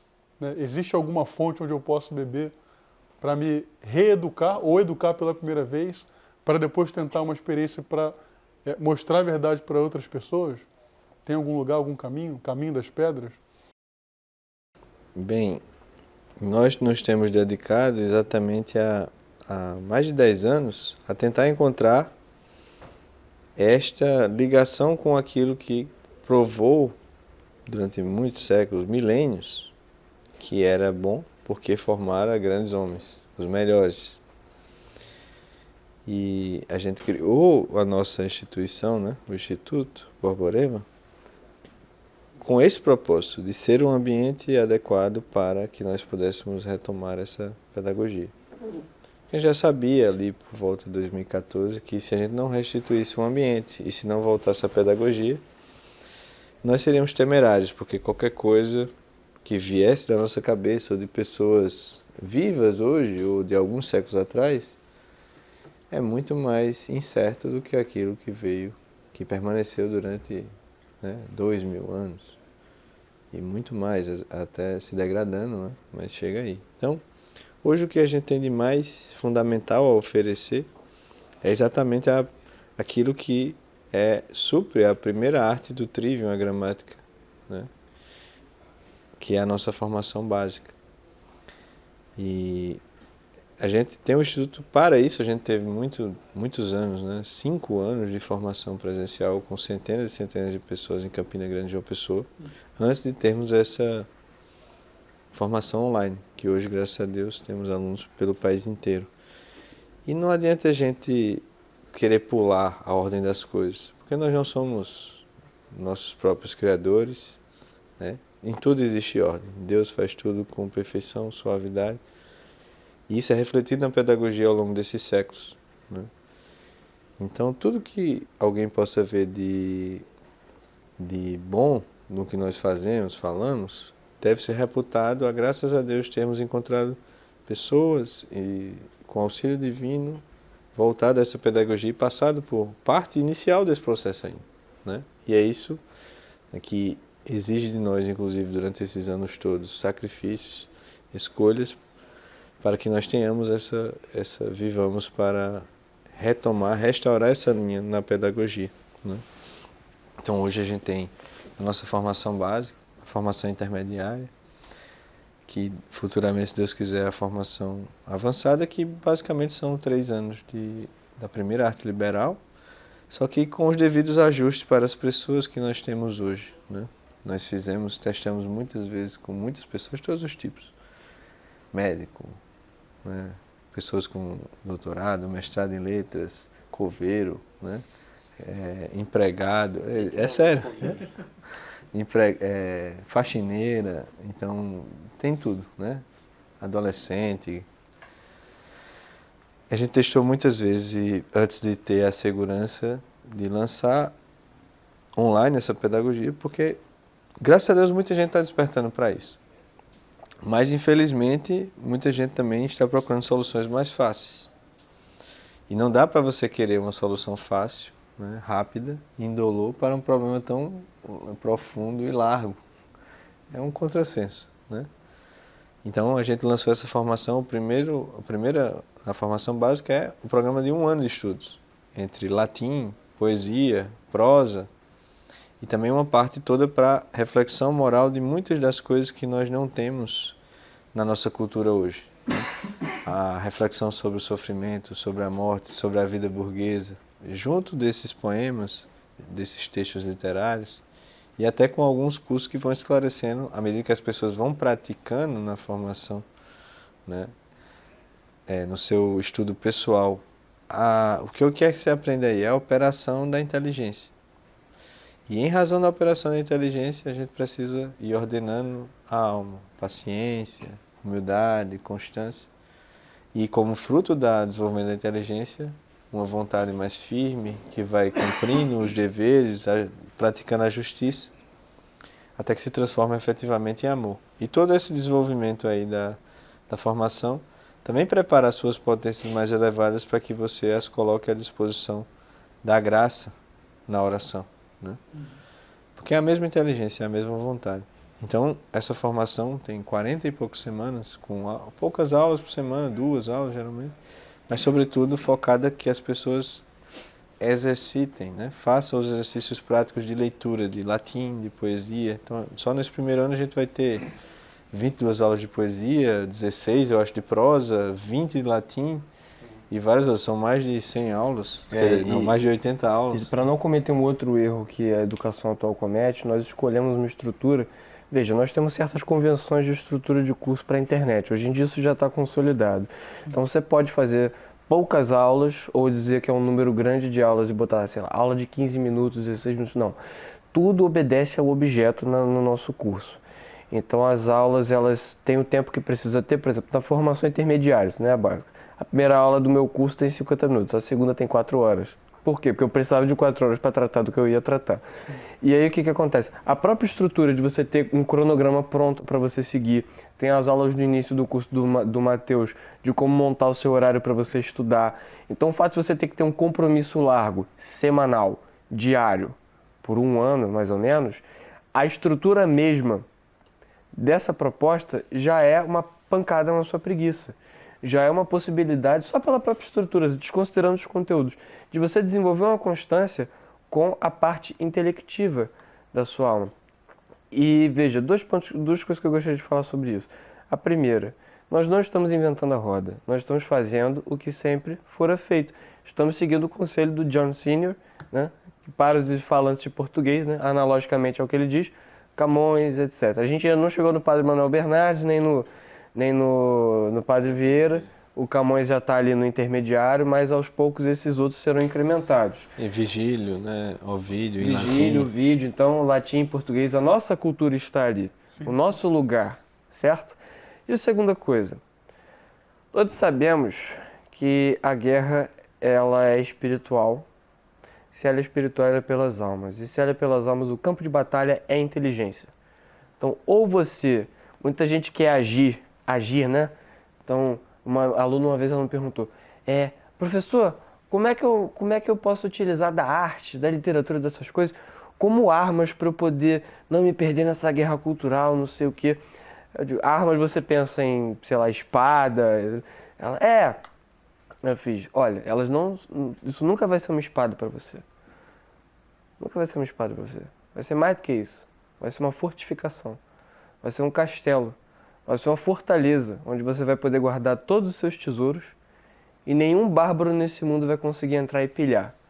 Só se você descuidar. Aí entra e derruba tudo. Mas enquanto você cuida da sua inteligência, cuida da sua vontade, enquanto você reza, enquanto você estuda, e quando você tenta a ser um pouco menos mesquinho, a aprender a amar a si mesmo, amar o próximo e amar a Deus, cara, ninguém entra, ninguém tira as experiências intelectivas de você, ninguém tira. Só se você deixar. Agora, o Caio, nós estávamos conversando anteriormente e gostaria que você, o professor Matheus, falasse um pouco mais sobre o módulo inicial sobre a forma de organização, que dado o grau de desordem que nós temos hoje em dia, a dificuldade da autoeducação, ainda que guiada por vocês, ou seja, as pessoas não estão indo naquela instituição física onde elas esperam assistir aulas e receber um certificado, mas elas estão se propondo a ter um progresso na sua vida espiritual, na sua vida intelectual. Então é muito difícil, no começo, a pessoa estimar até o valor que isso tem e ordenar a sua vida em termos de horário, né? O que vocês pensaram a respeito dessa dificuldade que eu vi lá na plataforma que tem? Poderia falar um pouquinho para poder estimular as pessoas a saber que tem uma ajuda também nesse sentido? O problema que todo mundo denuncia em si mesmo eu não tenho atenção, eu sou disperso, eu sou uma pessoa ansiosa, eu sou uma pessoa presa no passado, eu sou uma pessoa, sei lá, inconstante. Tudo isso são problemas de inteligência. Eu não tenho memória, né? Primeiro, por que você não tem atenção? Porque você não guarda na memória? Porque você não consegue manter a sua atenção no presente e não ser tragado para o passado, para o futuro ou para o ausente? Porque sua inteligência não se desenvolveu suficientemente para entrar em si, né? E, obviamente, no caos que nós vivemos, na desordem que nós vivemos, isso dificulta ainda mais. Então, ao longo desses anos que a gente teve, não só a nossa própria educação, mas de centenas de alunos, a gente foi criando, sempre acrescentando coisas que pudessem auxiliar ainda mais, né?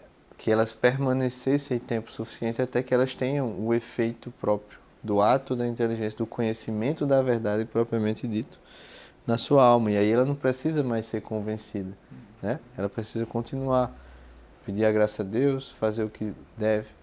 Então, dentre essas coisas, a mais original que eu desenvolvi foi as que estão lá chamadas aulas do horário, né? São 2 aulas de 2 horas e pouco, logo no início, assim que você entra na formação. que elas respondem a seguinte pergunta, né? Como pessoas como nós, com todos os seus defeitos, na sua situação de trabalhador, pai de família, nesses centros urbanos esquizofrênicos e caóticos, como pessoas como nós, discernem a hierarquia e a harmonia de todos os seus deveres e dispensam o tempo necessário para que, de fato, os cumpram até tendendo à perfeição, e isso provoca a alteração na alma que é própria da educação. Como é que a gente ordena isso à luz das moradas de Santa Teresa, dos graus de oração do Padre Rui Marim, das camadas da personalidade do professor Olavo, que dá para ter um certo espectro do desenvolvimento da prudência, né, que é uma virtude moral na vida prática, e os graus de letramento do professor Falcon, que vão medindo quanto a pessoa está completando essa primeira etapa da gramática do Trívio, as virtudes cardeais e as virtudes teologais. É isso que eu vou responder nessas aulas, com muitos conselhos práticos de como você vence, você cria uma estratégia para vencer a sua safadeza, né? Você já tem que entrar, obviamente, sabendo que você é um safado, né? Não nos enganemos, né? O maior escritor brasileiro é Machado de Assis. E qual o tema de Machado de Assis, se não um auto-engano? Pô, quando o maior escritor de uma nação retrata minuciosamente o auto-engano, é porque isso é patrimônio nacional, né? E, obviamente, a gente está sempre recebendo esse tesouro maravilhoso do auto-engano. Então, não nos auto-enganemos, a gente Não precisa por acaso disso. também que as 5 primeiras aulas do curso de prosa é só Machado de Assis. Então, a gente vai fazendo escolha 2 textos, inclusive, para que eles sejam simultaneamente o exercício da inteligência na compreensão da linguagem e a meditação sobre temas que aqueles textos elevados, né, de altíssima qualidade poética, literária, trazem. E no início dessas aulas do horário eles vão exatamente montar uma estratégia para você do que fazer em todas as situações do seu dia, né? O que eu tenho que fazer na vida prática quando eu estou cuidando dos meus filhos, de modo que eu não perca o que eu busco na oração e no estudo e que eu cumpra uma coisa que uma freirinha uma vez disse, né, que eu até cito lá na aula. Chegaram para a irmã e disseram assim: irmão, o que é que vocês fazem aí dentro no convento? Eu disse: meu filho, a gente só faz 2 coisas, a gente reza e se prepara para rezar, né? Então, de modo que a nossa vida de estudos, a nossa vida prática, né, no cuidado com os filhos, no trabalho, naquele tempo perdido no trânsito, no banho, etc., ele possa ser bem utilizado no sentido da finalidade humana, né? Então, eu vou dar vários conselhos psicológicos que são fruto da minha própria autoanálise e do contato com muitos alunos, né? Vou dar conselhos nesse sentido, na organização do tempo, para que você reze bem até trazer o fruto, estude bem e você lide com a sua vida como um todo e discirna o que você tem que fazer para que você busque efetivamente primeiro o reino dos céus e a sua justiça, como nos preceitua nosso Senhor, né? Então, essas aulas, assim, é o que eu posso oferecer de melhor nesse sentido, para quem está longe. E graças a Deus a gente tem bons alunos que têm tirado muito fruto estando meramente online. Mas uma coisa que a gente quer que aconteça é que as pessoas também se juntem nas suas cidades e vão criando um ambiente nos quais, né, este ambiente também favoreça. Depois, na formação intermediária, tem mais 10 aulas do horário, entre aspas, né? Que com meditação de santos, de teólogos, da escritura, à luz para mostrar que o que eu estou falando, né, não sou eu somente que estou falando. Então, tudo isso é o que a gente tem de melhor para oferecer nesse sentido e é, graças a Deus, o que a gente pode sustentar o nosso trabalho de várias famílias com uma coisa que a gente sabe que, ao mesmo tempo, é a mais necessária, né, hoje. Uma última pergunta. Tem gente que acha que vida espiritual e vida intelectual elas estão diametralmente opostas. A pessoa tem uma aversão aos estudos porque ela acha que a vida espiritual é aquela coisa mais sentimental. Então, a gente está falando aqui de vida intelectual e ela está, né, ficando com sono da nossa conversa. Um conselho, né? De que modo que a vida intelectual ela pode influenciar, né, e amadurecer a vida espiritual? Bom, veja, a própria Escritura nos dá um exemplo. Eu vou enunciá-lo e o Mateus pode entrar em minúcias nas quais ele é muito mais hábil que eu. Mas é dos discípulos de Emaús. Vêm os 2 discípulos caminhando, tristes, aparece um peregrino e, ô, tudo bem e tal? Mas o que aconteceu com vocês? Ah, você não tá sabendo não? Teve um sujeito aí que, bom, era um profeta, assim, grande em obras, portentoso. Olha só o que aconteceu, veja, ele disse, tinha uma esperança de que ele morresse, ressuscitasse no terceiro dia. Aí olha só, a tumba dele está aberta, tá os panos lá, e ele não está lá. Ou seja, ele não ressuscitou. É mais ou menos isso que eles falam, né? E aí, o que Nosso Senhor diz? O Evangelho segundo o Carioca. Mas agora é Nosso Senhor de verdade. Aí Nosso Senhor diz: como sois lerdos e sem... Ele diz fé? Ele não. Sem inteligência para crer. O que ele faz imediatamente? Ele vai caminhando com eles, vai falando desde do Antigo Testamento, dos profetas, de maneira que eles visualizassem que toda a Escritura falava dele. Só que eles ainda não estão entendendo, ele só está colocando a narrativa correta na imaginação. Porque a inteligência ela precisa de uma imaginação com os símbolos corretos para que ela possa inteligir determinadas verdades.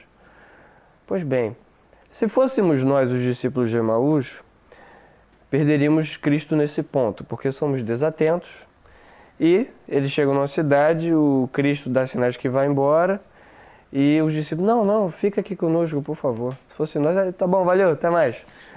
E o que acontece? Netflix. Agora é seriado, agora o jogo, a pelada. Então os discípulos pedem ao Cristo que fique.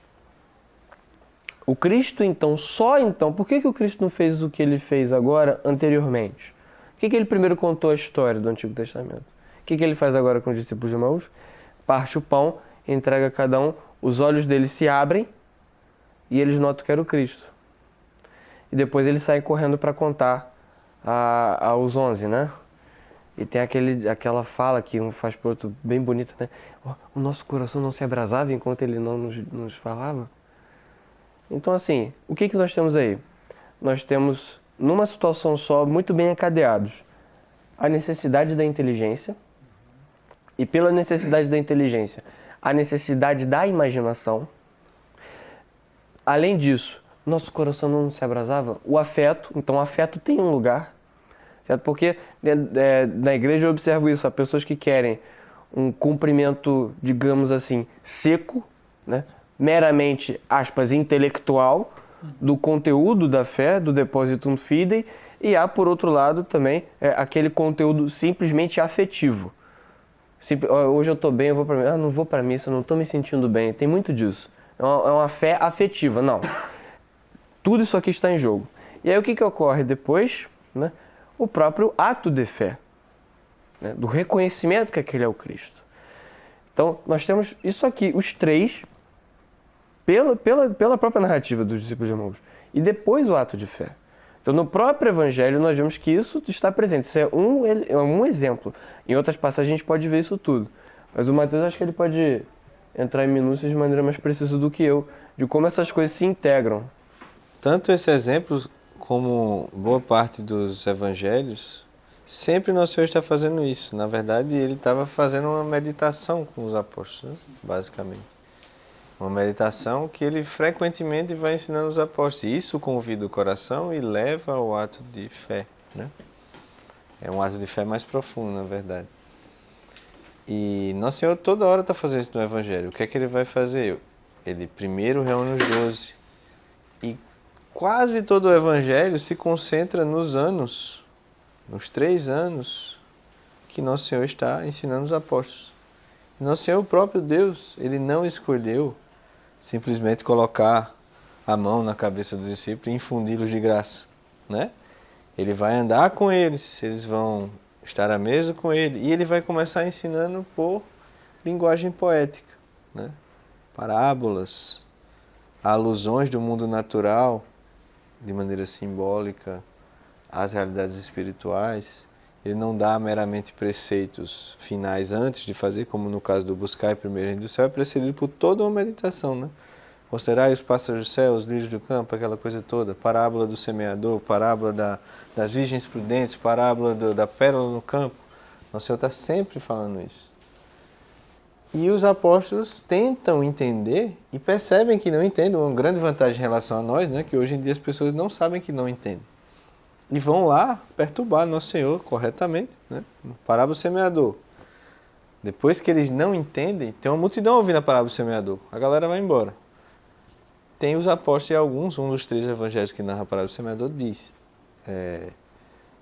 os apóstolos e outras pessoas vão lá perguntar a Nosso Senhor qual o sentido da parábola.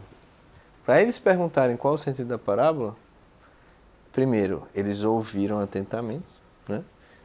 Eles sabiam que aquilo que eles ouviram era uma mera expressão material de uma verdade, a verdade não é meramente ouvir, é o começo.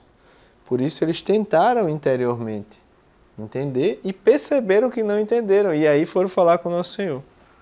E quando fala com o Nosso Senhor diz, como entendereis todas as outras coisas se não entendestes esta parábola? E ele vai falar exatamente que aquela parábola tem algo de central. Né? E depois ele vai dizer que a voz é dado conhecer, a eles não é dado. Eles ouvem, né? Mas não creem, ele vai falando.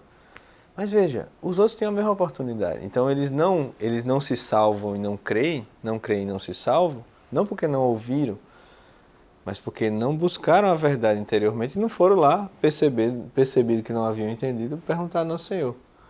Os apóstolos, sim, eles foram lá. E aí Nosso Senhor explica a parábola, o sentido espiritual. E ele vai fazer isso várias vezes, até que, inclusive na fundação da igreja, né? Quando é que acontece a fundação da igreja? Né? Ou, na verdade, a mudança do nome de Pedro e a enunciação da fundação da igreja. É quando ele pergunta aos discípulos quem dizem os homens que ele é. E aí a galera vai dizer, não, é Elias, Moisés ou um dos profetas. A opinião dessas pessoas externas aos apóstolos era uma opinião muito piedosa.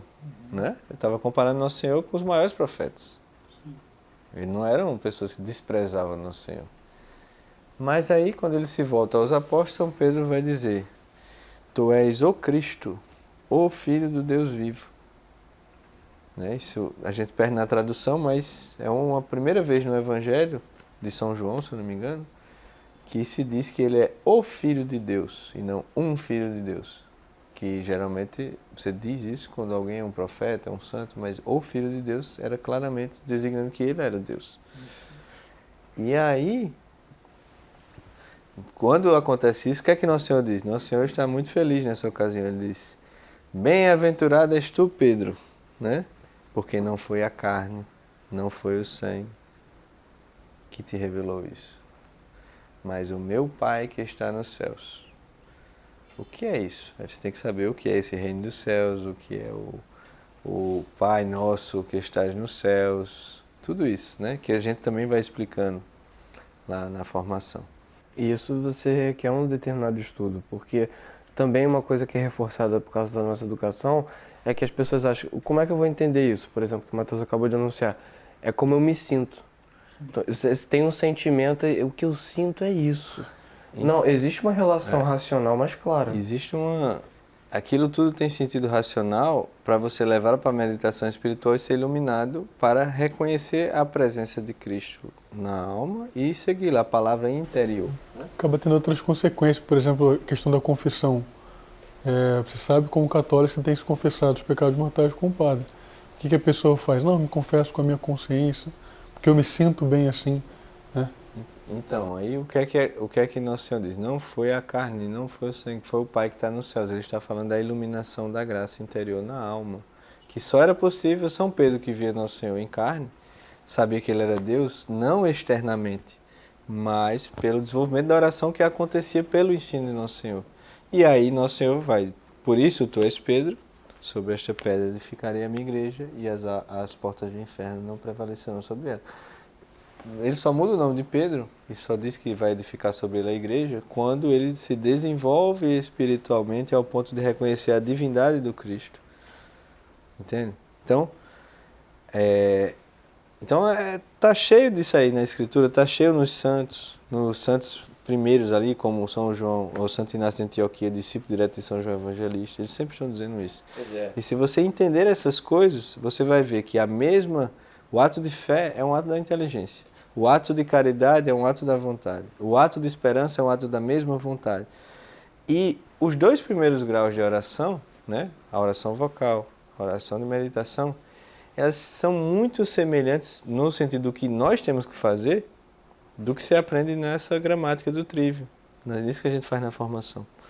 Depois, com o desenvolvimento disso, que muita gente, infelizmente, por esse barulho interior, falta de organização, falta de atenção, falta de memória, não faz, é que a coisa vai subindo nos graus de oração, né? E a coisa vai mudando exatamente porque existe a distinção da graça.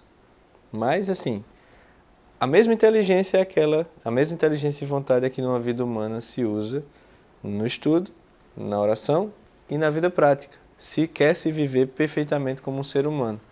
E por isso a gente precisa desenvolver as virtudes morais para a prática, as virtudes intelectuais para o estudo e as virtudes teologais na oração. E é isso que a gente procura ajudar a fazer nessa nossa formação. E se quiser ainda uma prova de que só o afeto é um problema, basta olhar o mesmo São Pedro. Todas as vezes que São Pedro causa um problema é porque ele não está com o domínio racional dos seus afetos. Não, você não vai lavar meus pés. Se eu não lavar seus pés, vai dar ruim. Então lava a cabeça, lava... Não, também não precisa. É quando ele corta a orelha de Malco e também quando ele nega o Cristo 3 vezes e ele chora. E quando logo nessa mesma ocasião ele diz, não, que ele Nossa Senhora anuncia a paixão, nunca te acontecerá isso, Cristo, vai de reto, Satanás. Pois é, então quando ele, nunca, eu não me sinto bem com isso, Jesus, então vai de reto, Satanás. Então assim, os afetos são problemas.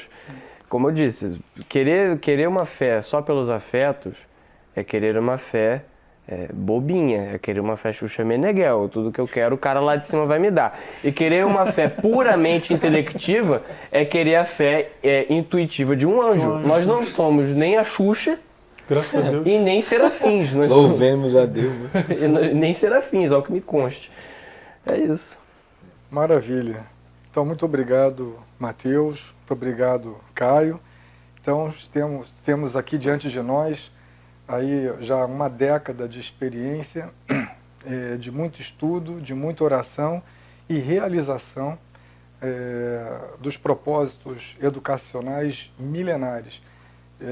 A formação básica que o Instituto Borborema desenvolveu não teve a sua gênese, o seu começo, na cabeça desses 2 queridos e muito competentes professores, e sim Deus os iluminou para que eles buscassem na história da pedagogia, na filosofia e na revelação toda a sabedoria que está ali condensada nos módulos da formação.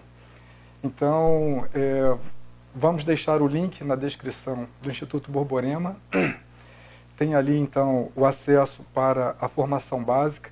Nós, do Centro Dom Bosco, estamos fazendo um esforço nesse sentido, porque o próprio do ser humano é a razão. Como nos diz Aristóteles, nós somos animais racionais. E a razão, ela busca a verdade. Como diz Santo Agostinho, né? O meu coração, a minha alma só repousa quando descansa em ti. E para buscar a verdade, para entender toda a pedagogia do Evangelho, dos padres da igreja, do tesouro da escolástica e tudo aquilo que os nossos antepassados estão assim procurando, tentando nos transmitir para que a gente consiga atingir o nosso fim, não pode prescindir da nossa formação, seja ela intelectual, espiritual e, na verdade, ambas caminhando juntas para a realização, para o fim último do ser humano. Então, muito obrigado, vocês que nos assistiram. Mais uma vez, vocês do Instituto Borborema, meu querido Lucas, salve Maria Santíssima, Viva o nosso Pai São João Bosco e que viva Cristo Rei.